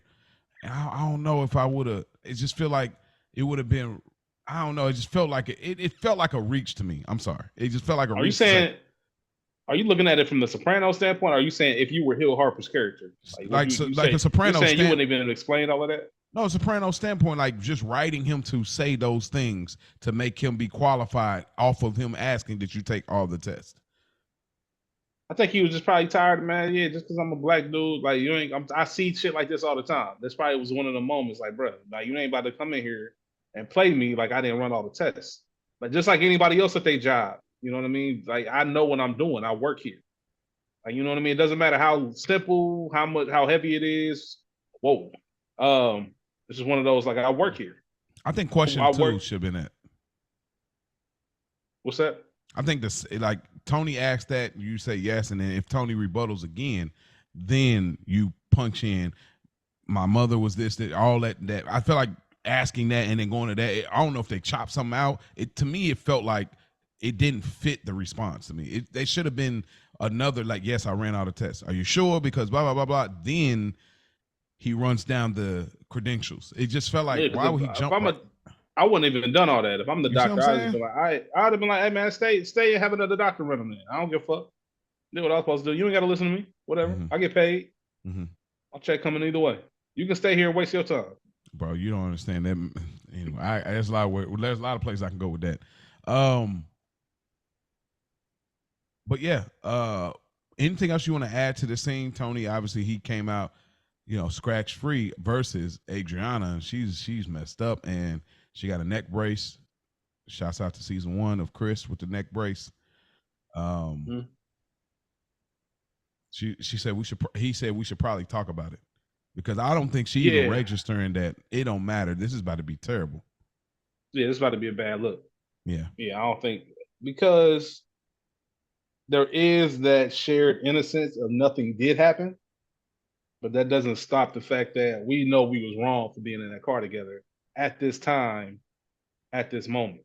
Mm-hmm. Regardless of what happened now, guilty by association, guilty in the eyes of public perception, however you want to word it, we weren't supposed to be in the car together at this time. Mm-hmm. This should have never happened. So now we're gonna have to really make sure we cover our tracks. And that just lets you know how foul it was, because we didn't even do nothing bad. And we still got to make up a story to cover up. We got to cover up us not fucking around. You know what I mean? Like, think about that. We got to come up with a story about us not fucking. Yeah. Like, that shit's wild. That is wild, bro. That's how you know you ain't. I'm not even supposed to be here with you. Yeah. We got to make sure it made sense that why we were here together and people called us. Mm-hmm. Yeah. That's real. That was the wildest part. It is real. It's like nothing happened, but now, like, bro, I can't tell you the conversations I've had with my wife where it's like, I know this is going to sound off-putting, and now you try to figure out like how to assure this is very regular. It's so, you know how you be like, people say, I can't make this up. This is how it happened. But sometimes dealing with particular women, it's so off-putting that they'll never believe it. So now in your mind, you're trying to figure out how to set it fully. Because explain this. Yes, because it's so off-putting. The truth is so off-putting. Let me figure out how to. Anyways, but yeah, like that's a great point, Rich. Yeah, Chris, he's back. He got the the truck, the van full of cigarettes. He got a certain plan. We're gonna take these over here. We're gonna take some to the bodega. This is what we're doing. Great plan. It worked out. He's set. And Chris finds out the news, and the way Chris found out and had to cover it up quickly was so brilliant. Like, he's like, oh yeah, because she got an auntie out there, and that's close to Tony's auntie. And it's like the dude says, hey, Adriana's been in an accident going towards Dover. Tony, Soprano? Like, bro, that writing is so good. All those little accents, like, that was so fire to me from a writing standpoint and acting as well. Like, that was really good. Even the nonverbal communication, when he says he's about to have Abe cook something for him, them niggas look at each other like, bruh, like, bro, and they like, oh man, this nigga look like the Undertaker or somebody, like Sting or something. That was brilliant on Chris's part to even ask, like, is he okay? Like, to not immediately jump out the window, like, what the fuck was they doing? Because you want to make it seem, because you don't want it to look like you the one that don't know. Right. Now that confirms everything we was thinking, because we thought it looked funny. And we want to see what your reaction going to be to see if we was right or not. All right, man. Now I talked to Chris earlier. Chris said that he got an aunt up there that's sick, whatever, blah, blah, blah. I think it's bullshit, but that's what he said. Chris didn't sound too alarmed by it. Mm-hmm. So I don't think we should be. Not a scratch. Fucking luck on this guy. Luck on this guy. Mm-hmm. Freaking Spike Lou. The luck on this guy. No scratch on him. Look at her with the dope boy fresh. Not a scratch, man. Not a scratch on him, man. Anything else y'all want to add to that scene right there? It was a good. Hey, it was a good thing. Okay. Yeah, what you said was dope, Maurice. That was perfect. What? Which part? Tony. Oh, like all the way that was really the octaves in his voice. Yeah, that was so good. I was like, dang, that's literally how we find out news. Like, wait, they'd be like, well, her ex-boyfriend, her ex, which one? Especially some shit that don't make sense. Jason smacked her. Like, you go through all those, like, yeah. So it's crazy.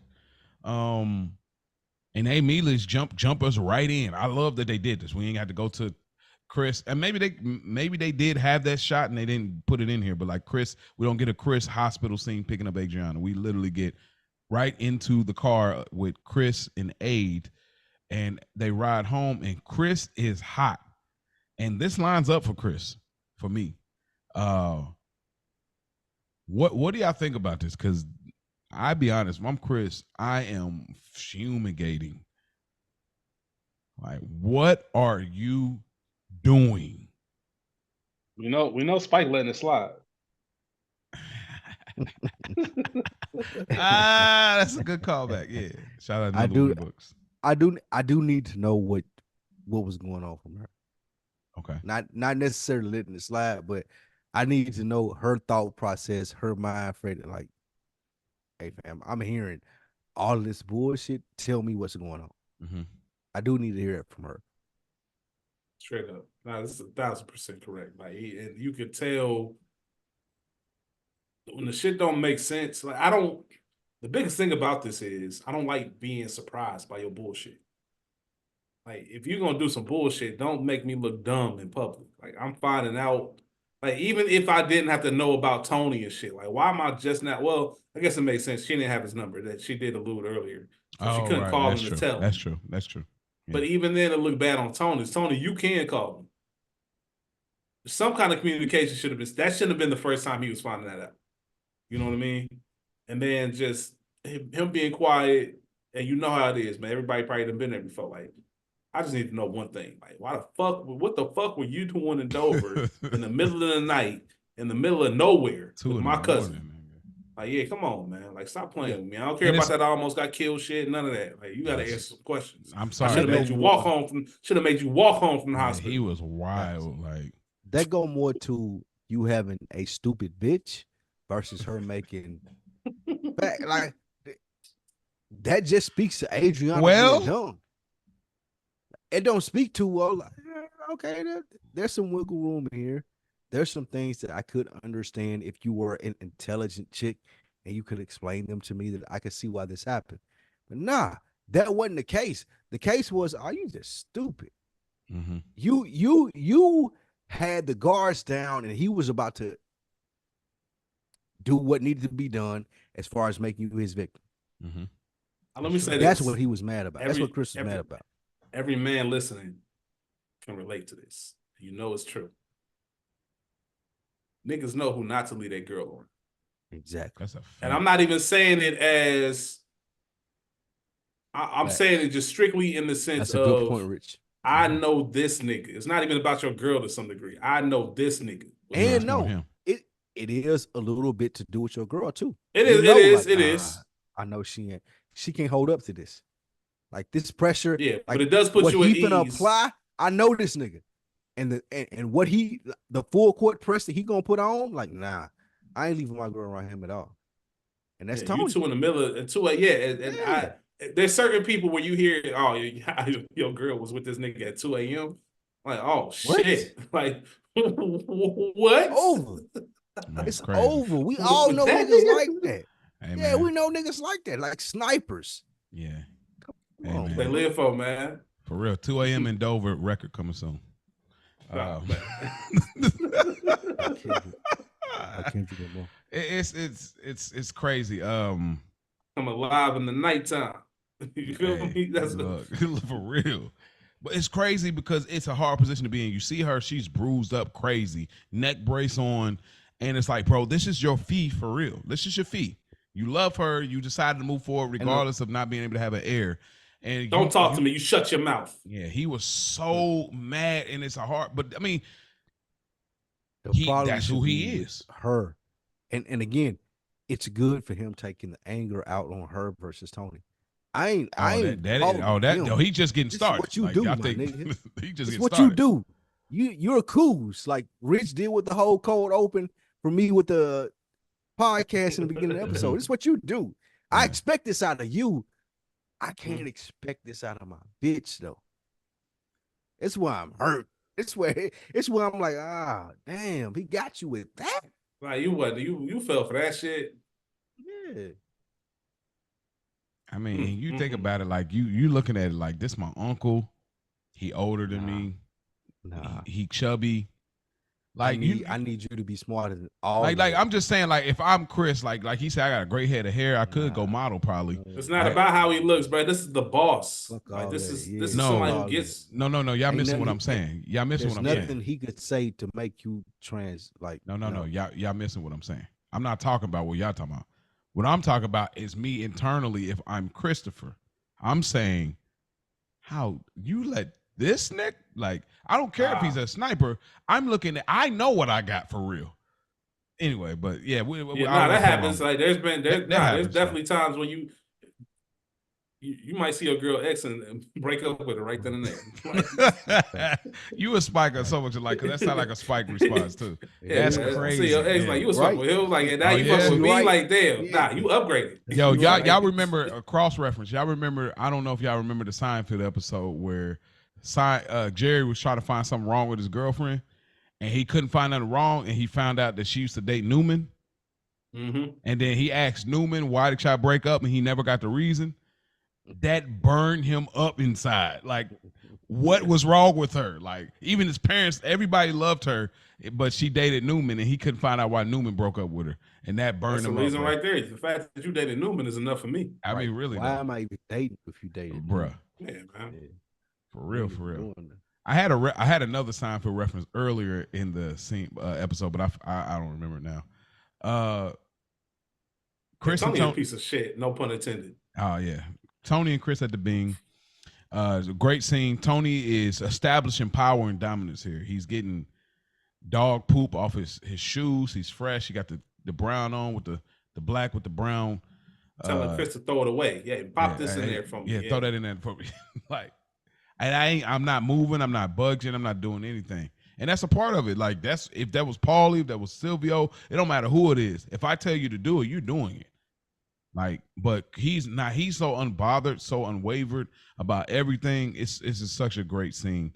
What do y'all gather from this interaction? Because Chris keeps it a bean like he always does, which you could tell where family being blood family affects being mob family, as always with Chris and Tony. Don't act like I don't have a reason to be upset. Don't act like I'm making this up and I'm in the wrong. Like, it's almost like one of those, how dare you be mad? Like, she almost died, something word. Like, bruh, fuck all that right now, bruh. You know good and damn well Carmela was in the car with Furio, 2 a.m. in Dover. You know what I'm saying? You be ready to air everybody out. New York, Jersey, everybody getting shot up. Like, so I ain't trying to hear none of that, bro. You know you out of pocket for that. So at least give me the time to let that shit off. You know what I'm saying? Get that shit off my chest, have a conversation. Even you let me have this conversation is you dictating how the conversation goes. Like, nah, bro. Like, I need a moment to let you know you ain't shit, bro. You out of pocket for that. He trying to flip it and manipulate him, man. Like, nah, man. I'm be mad as fuck about Chris, bro. Facts. Yeah. And a great response by Chris. Oh, this is my fucking fault, man. You trying to put this shit on me? Yeah, even told him, like, she a knockout. Look at you, man. Matter of fact, this ain't even a me thing. This gonna be a you thing. Because I ain't gonna be the only person trying to get with your girl. So if you can't handle that. There's no one else in this show that could have called Tony out like what you said when the cold opened as far as fucking the catcher's mitt. Like, nobody else could have did that. It took Chris to do that. And it took Chris for him to understand. What's the blood family element? This is how people are looking at you, bro. I don't give a fuck about how they laugh at your jokes, any of the other shit. This is the thing that people are saying about you in the streets. I'm going to be the real nigga and tell you about it. Fire. No, it is. I mean, telling a nigga you're average at best. Like, bro, like, assessing a relationship, you look at the couple, right? You're about to be on some foul stuff, and then you look at, okay, because we all do this. We may not ever say it out loud, but we'll look at the man, we'll look at the woman. We'll be like, sometimes we say, oh, okay, that's a good match. I can see them two kind of like, but then there's those other scenarios where you look, you see the dude like, I can see he kind of that nigga. And then you see who he with, you be like, oh. Or vice versa. You be like, dang, she's gorgeous. She got it going on. And then you see who she with, you be like, you start immediately doing the math. What is this? So it's funny. Tony felt so confident and comfortable. Say, bro, you're average at best. You scored so far above your head. She's a smoke show. Nigga, you ain't here, we all still trying to figure out how you pull her. Bruh. Crazy. Like, just that comfortable. Like, yeah, bro, you way out of your league for real. So it's a great scene. Tell them throw the poop stick in the trash, all that good stuff. Which is a real thing. Which is definitely a real thing. It's a power move for sure. The catch your mid line is crazy. Shout out to Kendrick, man. Oh, you say you got a bad one. Wow, I can tell you never had one. Like that's a real thing. You can tell who ain't never had no. There's a certain Spike was mentioning on Another Week in the Books, man. There's certain things, man, certain maintenance that comes with a style of woman. Absolutely. Not saying good or bad, but I'm just saying you have to be able to identify it and say, hey, I'm gonna be able to live in this life or I'm not. True. You know what I'm saying? I'm not saying that as a negative. I'm just saying, like, hey, if you ain't ready to step up to the plate, then don't. You ain't gonna survive. That's facts. We go to the next scene, and it's gossip among the mob and the feds. I imagine there's probably a line in there that y'all like, or a part of it that y'all dislike or like. What do y'all think about this? Them doing this whole, telephone situation in the mob. This definitely didn't feel Soprano-esque, for the record. You said what? This definitely didn't feel Soprano-esque. Like everything to me, I can still live with, but this felt really. Yeah, I think that it is hard as far as, all of a sudden now everybody want to gossip and spread rumors and stuff like that. However, if I'm taking my serious hat off and I'm just looking at it, I think it's to show like even this news even rocked us. Like that's crazy. Tony and Adriana, I'd have never thought it. The same way we were talking about, I'd have never thought this. Like, yo, and she was giving neck. Like, they ain't just had no dinner. Like, she was giving neck dinners in the car. Yeah. Like, Cardi came all over the sun visor. Like, come on, man. They was out here wilding. And just how telephone goes. Like, there's 10 different stories out there right now about what happened, what didn't happen, all of it. Guilty in the eye of public opinion. It's just the worst. It just felt very like I didn't like it. This is a part I never like when I watch it, because when Junior finds out information prior to this episode, we don't have a full idea of how it got back. Remember, even when I think Spike had brought up we was like, okay, how did this individual find out this? I think it was through Carmela and then Ro. We was like, how did these find out? I like the fact we didn't know how people found out. I don't like this chatty patty, even though I know it's probably close to accurate in the mob where, they talking and this is what they do, having these conversations. But I didn't like seeing it because it felt, I don't know, again, all about this episode, I just didn't like the fact that they were doing it. It just felt way too. They're human too, I think. I think that maybe they're human too, but it's just like we never got any remnants of this type of thing, and I didn't like it. It and the biggest thing that really bothered me with it was Hesh.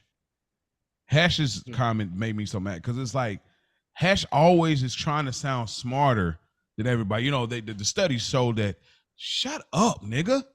Like, I can't stand this nigga, bro. Like, Hesh always wants to sound so smart, like he got information. You don't know what you're talking about, bro. Like, you stole music from black artists. You don't know, like, stop. I can't stand Hesh. Like him, he's the only one to talk about, studies show that, if that was my girl and she was, shut up. Like, why are you around? Like, y'all like to use that line, right? You got a weird case. Why are you around? This is Hesh. Like, this is Hesh for me. So, but yeah, it didn't, we find out here, Vito's a capo. Good subtle way to let us know. You can't talk to me like that. Yeah.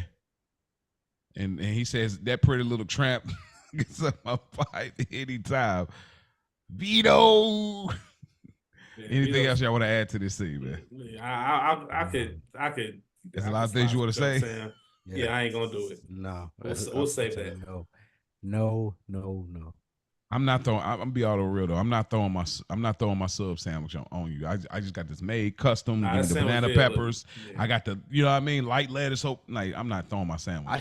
I shouldn't even have to throw my sub sandwich on. Why are you in here playing with me like this, bro? All this joking and you acting like, I'm Vito. I know, like, bro. Come on, bro. He was getting it off too. Chris wasn't going, bro. Y'all laughing. Everybody know what it's like to laugh and like go in the room and it seemed like everybody just shut down. Yeah, man. Nah, what the fuck was going on? What was so funny? Especially when I know something like this is lingering. This is why, for those who don't understand the scene, this is why Marlo said my name is my name. Yes, exactly. Y'all not about to play with me like this. Stop playing with Like, me. I don't care what it's about. Like, the fact I know that y'all laughing about me, man. Y'all not about to play with my name like this. I'm not about to be the butt of y'all jokes. I ain't about to be the nigga that had the boss, like, boss took your girl. We ain't doing none of that, bro. None of that. Johnny Sack had that same sentiment. He's like, what were y'all talking about? But it was funny. Chris called him a parade float. Parade float is crazy. We go to the next scene and Chris loses it. This is just disgusting. This is it's fucked up. Terrible, man. This pushes, this whole thing, and she finally comes out with the full truth. Like, I didn't do that, but she does come out and say this is what it was, and this pushes Chris, to be physically abusive to Adriana. The award is definitely worth it because they sold it. Drea DiMatteo really explained how they shot this. When I think she had her own podcast and went through a few different names, but she explained like how like they will have some additional hair in there. And so he's not really pulling her like that. She's using her feet, but they're only capturing, the top part of her body. So she's scooting with it. But he would tell her like, grip me really tight, even in a later scene with the choking, and I'm going to sell it. Like, and she would lean more into his grip. And, Michael Imperioli didn't really like it, but, obviously this is why they were awarded, but his sobriety is broken immediately right here. Anything y'all want to add to this scene is with Chris and Abe? Nah, man, just rough to watch, man, as a whole, just his reaction to it. I know we talk about how upsetting it is, but obviously this is never the way to respond to it. Kicking Adriana, literally not kicking, tossing her out of the crib, physically assaulting her, and taking that step back into using. You know what I mean? All of that, man. It's just a bad look for Chris, man. And it's just, to what Spike was saying earlier, to what we've alluded to. Man, that's a big character turn for something that you want to be more careful with these characters. Yeah. Than to have it go like that, man. I just hate it for Chris to kind of reopen into this world because of something like that.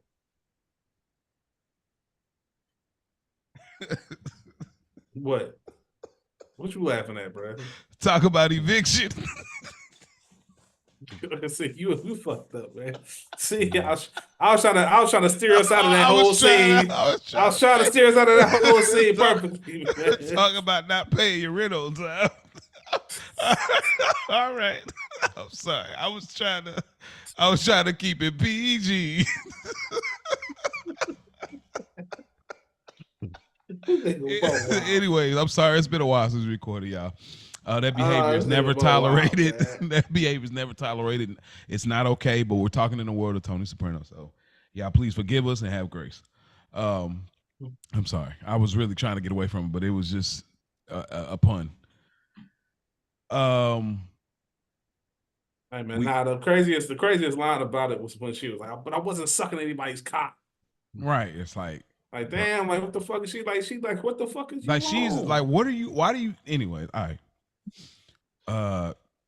We get to a scene. AJ's watching TV. Tony pulls up. He tells him like, "Hey, look, yo, you got the pizza. Yo, go upstairs." Tony Blundetto pulls up. He's like, "Hey, we need to talk." He does a little eye gesture. And he tells Tony, his dad, chill out. There is not anyway. I'm not gonna go there because for time constraint reasons, I'm not gonna go there. Not only that, his dad told him specifically to go study, and then a few minutes later he playing the drums. Like I'd have tossed him out that upper window, bro. If you were to play the drums would be the only thing beating. It's a joke. All right. I get it. Anything else y'all want to add to this scene? Blundetto pretty much tells him like, yo, Chris is the only thing. He's going off the rails, man. You probably need to holler at him, whatever. Anything else y'all want to add to this scene? Let him know. Like, tell him he knows where to find me. Mm-hmm. And then I think that transitions directly into the next scene where if this is now bad. This is bad enough to where my son can't stay here. Like Tony B pulling up on me, let me know there's, word on the street is this, that, and the third. We go into the next scene where he's dropping him off back at Carmela's. obviously he's fishing to see if she heard the news, but I don't even know if Chris is gonna come by and do some shit, say some shit that I can't really depend on or focus on right now. So let me move AJ back to the crib. Mm-hmm. That shit wild. Yeah. Facts. And then Carmela's point of view, of course. Is she right in this? Of course, man. Like, what the fuck? Like, you ain't even got the nuts to ask me straight up if I've heard all this shit. Like, the whole streets is talking. You got me out here looking crazy on the block. And with somebody we know, like, it's one like family. Come on, man, stop it. You a filthy motherfucker. Like she said, where there's smoke, there's fire. Yeah. You know what I mean? So you've done enough dirt in your past to make me think, like, man, you know what? This could be true. I guess I always was thrown off like how upset she was. I'm like, bro, he's already done the worst of things to you. Nah, like the way fucking somebody in your family is nuts. I just felt like I felt like when she was like, I don't love you no more. I felt like you already knew, okay, you're disgusting.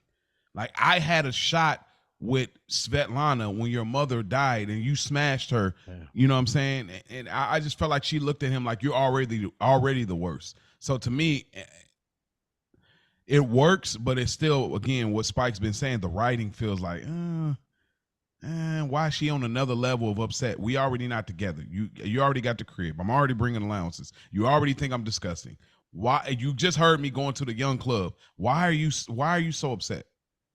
I don't know. It just felt she took it to a whole nother level with the upsetness. Our women listeners, y'all can provide context. Absolutely. I think she was properly upset. No, I'm not mad at it. It felt weird to me. It was like, you already know he disgusting though.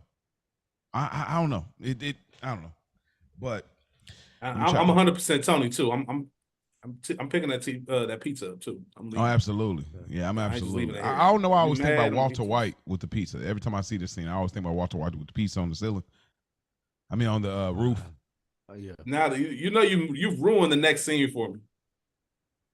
Every time I see that car pull up, I think about that meme you made, and I get weak. How I ruined it is crazy. Don't do that. Don't you do that. You know it was slapping. But Chris pulls up to the Bing. He's in the Hummer. We don't talk about that whip. I forgot Chris had this. But man, he's on fire. He shoots Tony's old whip, the Suburban.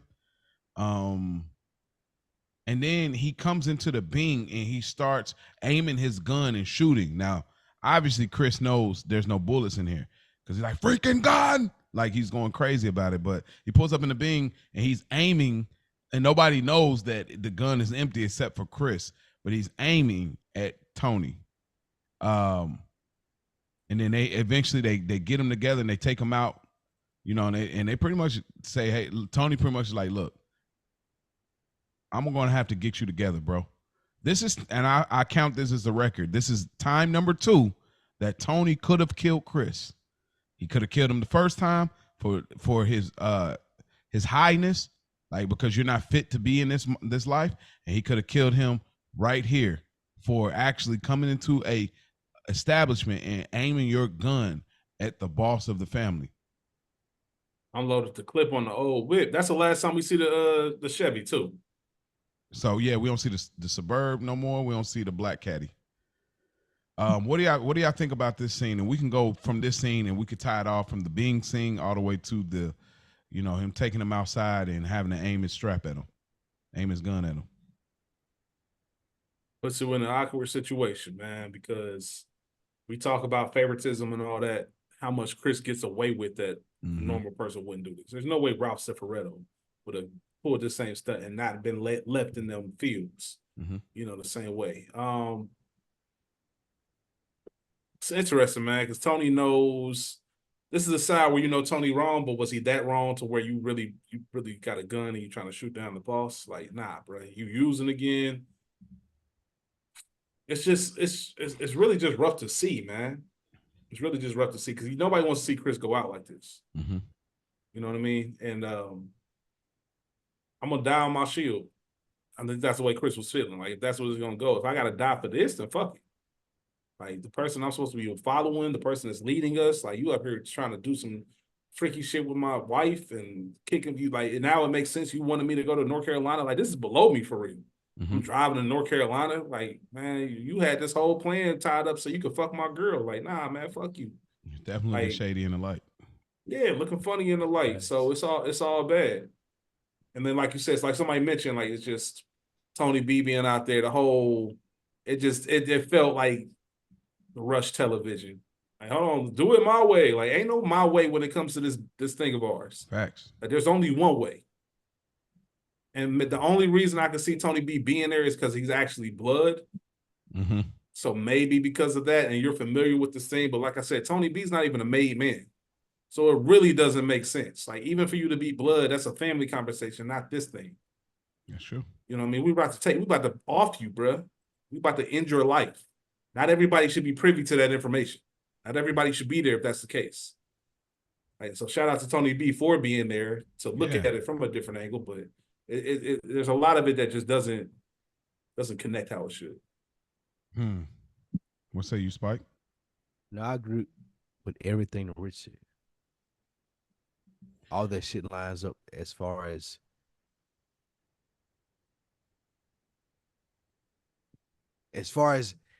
what we're looking for, as far as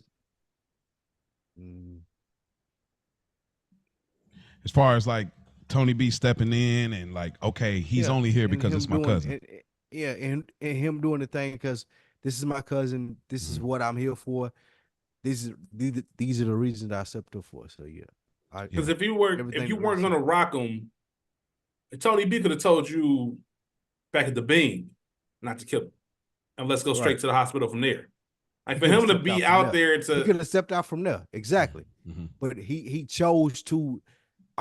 This is what I'm doing. I'm still with y'all. I'm still Tony B. I'm still the person that they showed on the news clips. Yeah. So everything that Rich said, I agree with. Yeah, a great point, Rich.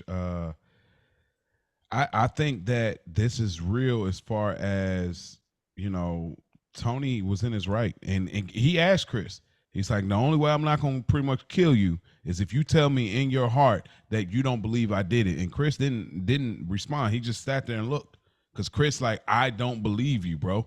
And Tony still let him off the hook. And then, of course, Blundetto came through and said, look, let's try it another way. Let's try it my way.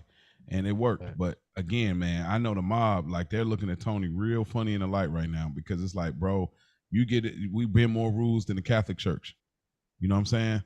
So it's definitely one of those scenarios for sure. But to be honest, in an alternate universe, I would have been okay with Tony killed him here.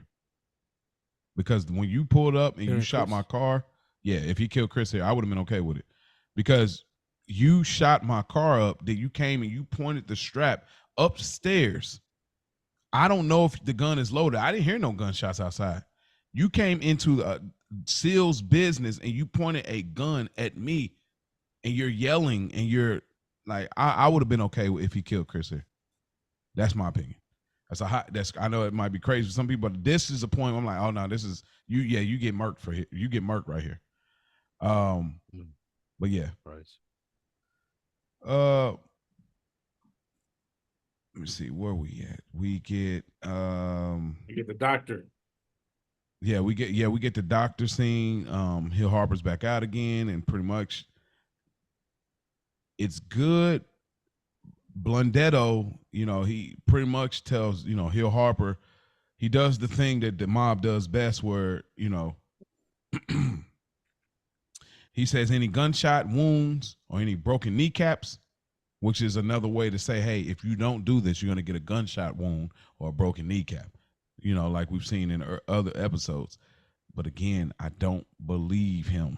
Like, this is always, the cigarette helps, but I still don't believe you for real.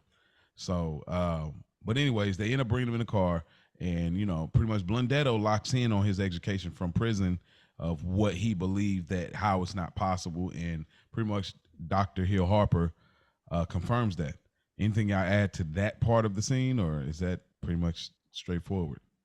That's pretty much it. It was just a chance for Tony Blundetto to flex what he knows. True. Obviously confirms, and it's factual information that's hard to go against as to, all all right, she was in an upright position. But the most important thing about the scene is what Chris said at the end. It doesn't matter. So what if it's true? Like I'm still look like Joe Jerkoff. Don't matter. Like, so none of this matter. I've been saying it all episode. It don't even matter at this point because everybody believes something else.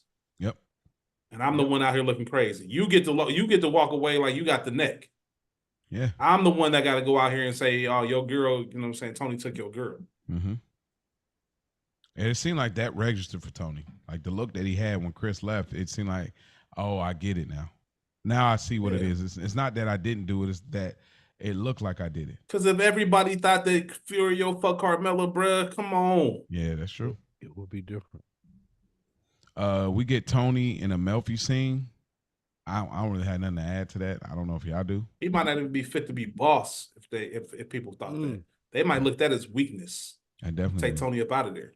Yeah.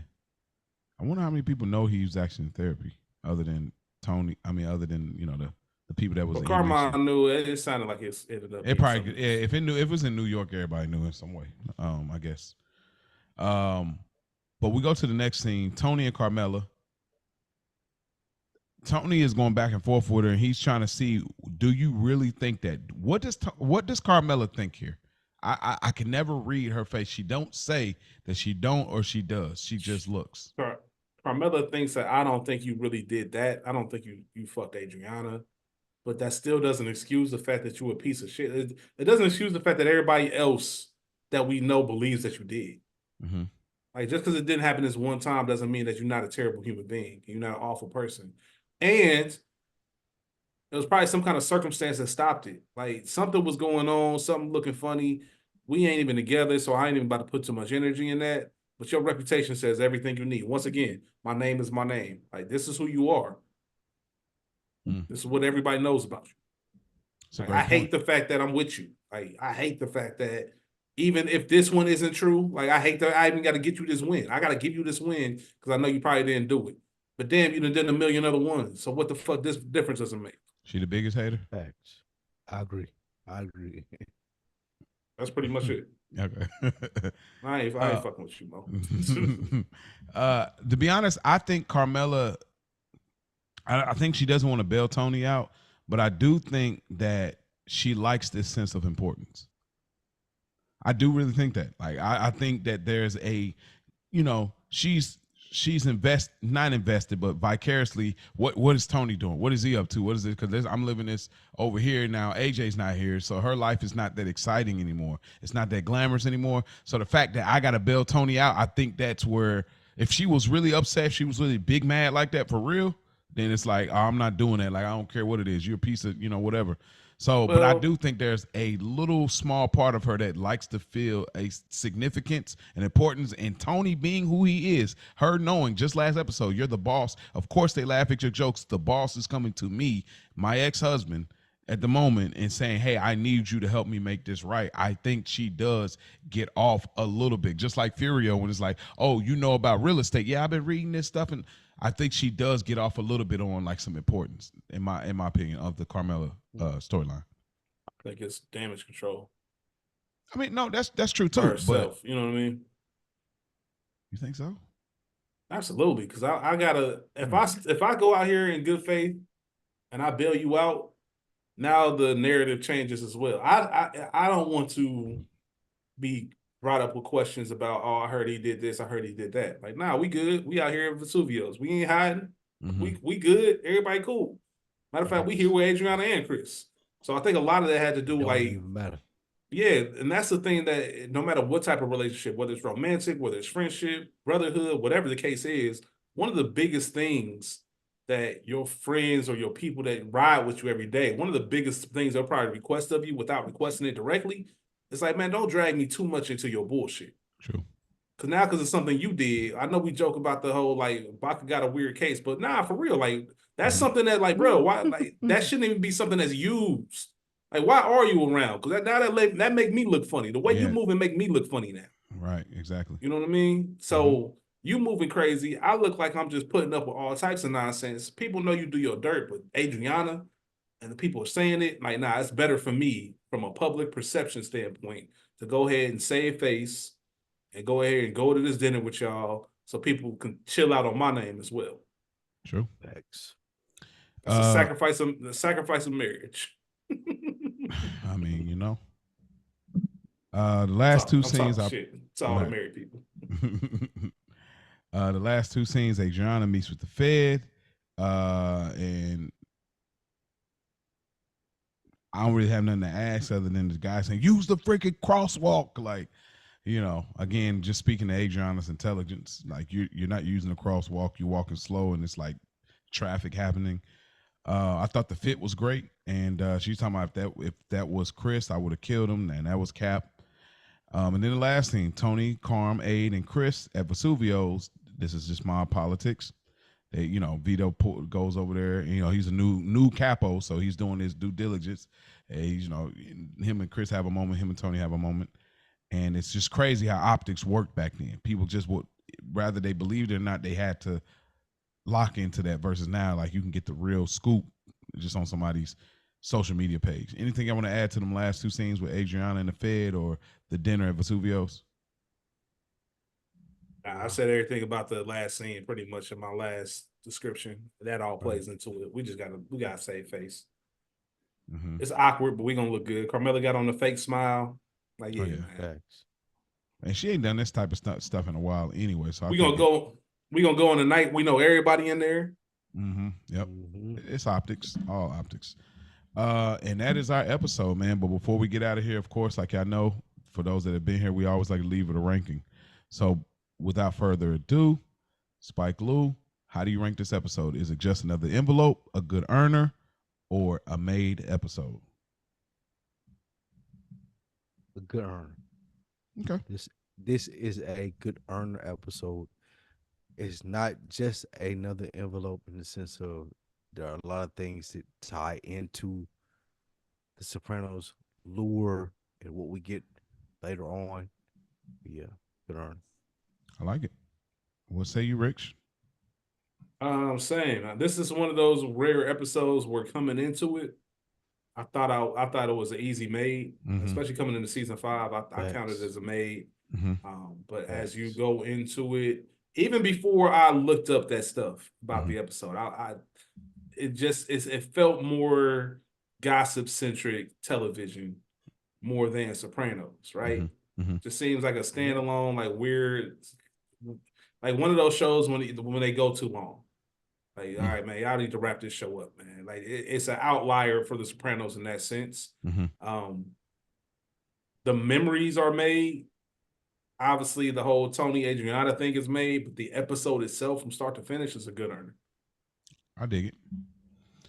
It's a good earner for me as well. I will say that I did correct last episode. I had some time to think on it. I had it as a good earner, but because of AJ being heavy, I've dropped it down to just another envelope. So I did want to put that out there, and we're always open to make modifications if any of you fellas feel differently. But yeah, good earner for this episode for me. Who gets a good earner chain for this episode, Spike Lou, the MVP in this episode for you?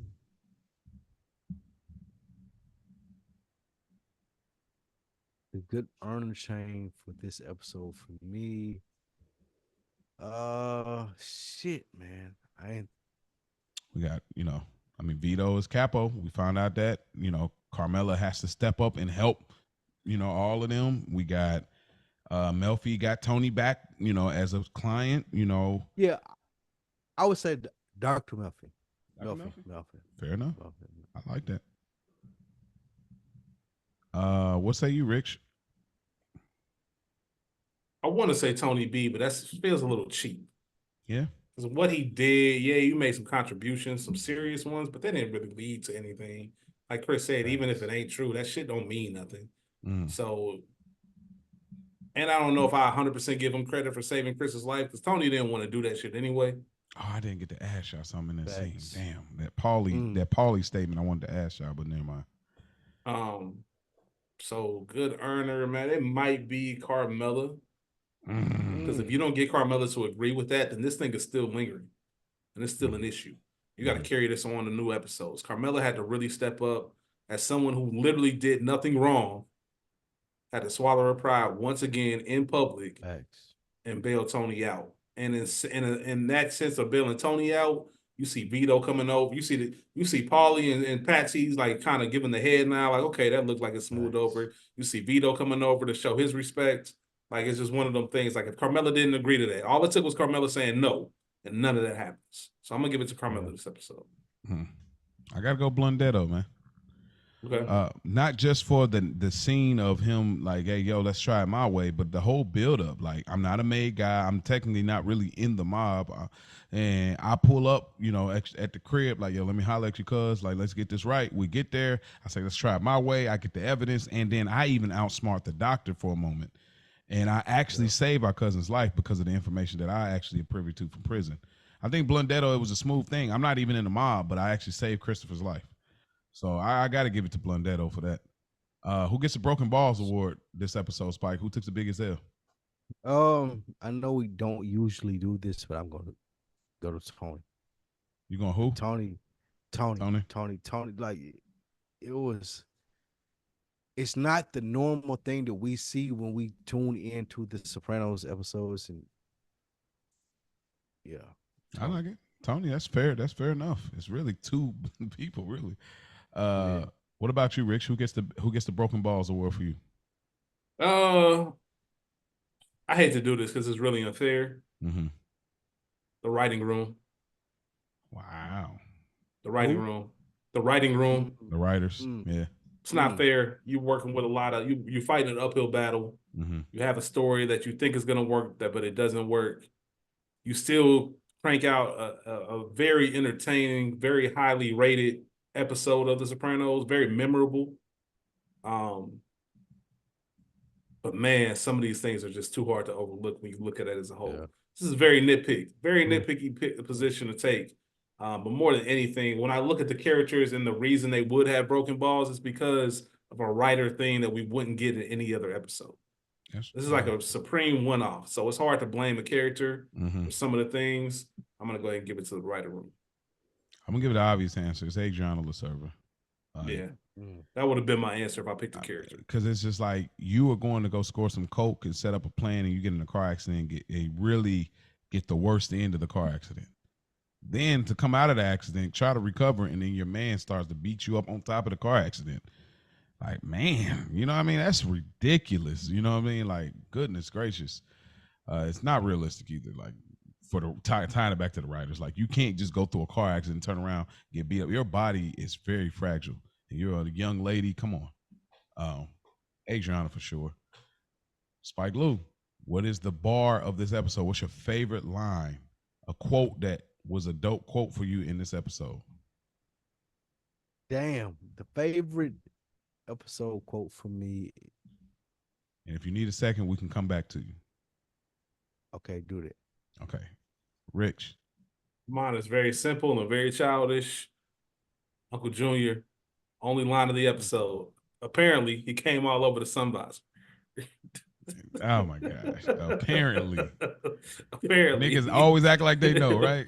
Apparently, came all over the sun visor, man. That's how Adriana was giving it up. That shit wild. That is wild, bro. My line. Let me pull back my notes here for a second. Here we go. Bobby had a wild line too, man.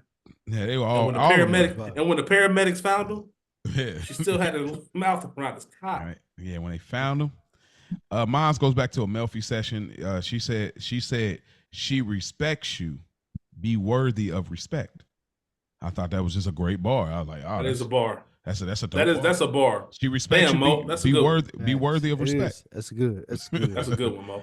Yeah. So, my Mo would be Bobby's. Bobby's Paramedics found her. That's hold on. Let me put that in. Let me see. Paramedic. Yeah. Found. And lastly, well, hold on. Let me put this in because I ain't gonna be able to. Hold on. Paramedic found. I hate to even type this. That's crazy. That's why I didn't use it as my quote, but that was. I like that one more than Junior's quote. I just didn't feel like saying it on the episode. Right. It's like, yeah, but it's a good line. 1 second here. Let me put mine. She respects you. Be worthy of respect. And lastly, Spike Lou, what is your favorite moment of the episode? My favorite moment of the episode is when Tony and Dr. Melfi kicked it back off. We needed that as fans. It seemed like it was going in a lot of different directions. We needed that to ground us as far as this is what the Sopranos is, and this is what we expect from them. Yeah, that. I like that. That's really good. What about you, Rich? What's your favorite moment of this episode? The first scene where Tony and Abe were doing coke, and yeah, the first scene where we know any of this is in play, and then feel the Tardo's reaction. I just always like the subtleness of it. Like, you know, I know what's going on. I ain't never gonna say shit to nobody. That ain't my business. I ain't even gonna say shit to you. But I am gonna do the double take and do the look. Like, oh, okay, I see what you got going on. I just always like, because that's the first sign to let you know y'all wasn't even doing all y'all to his knowledge. All y'all were doing was in this room with the door locked. That alone, and it goes back to like I mentioned this earlier. Like, you just know when you are and aren't supposed to do certain things. No matter how innocent it looks, man, the story is you already guilty.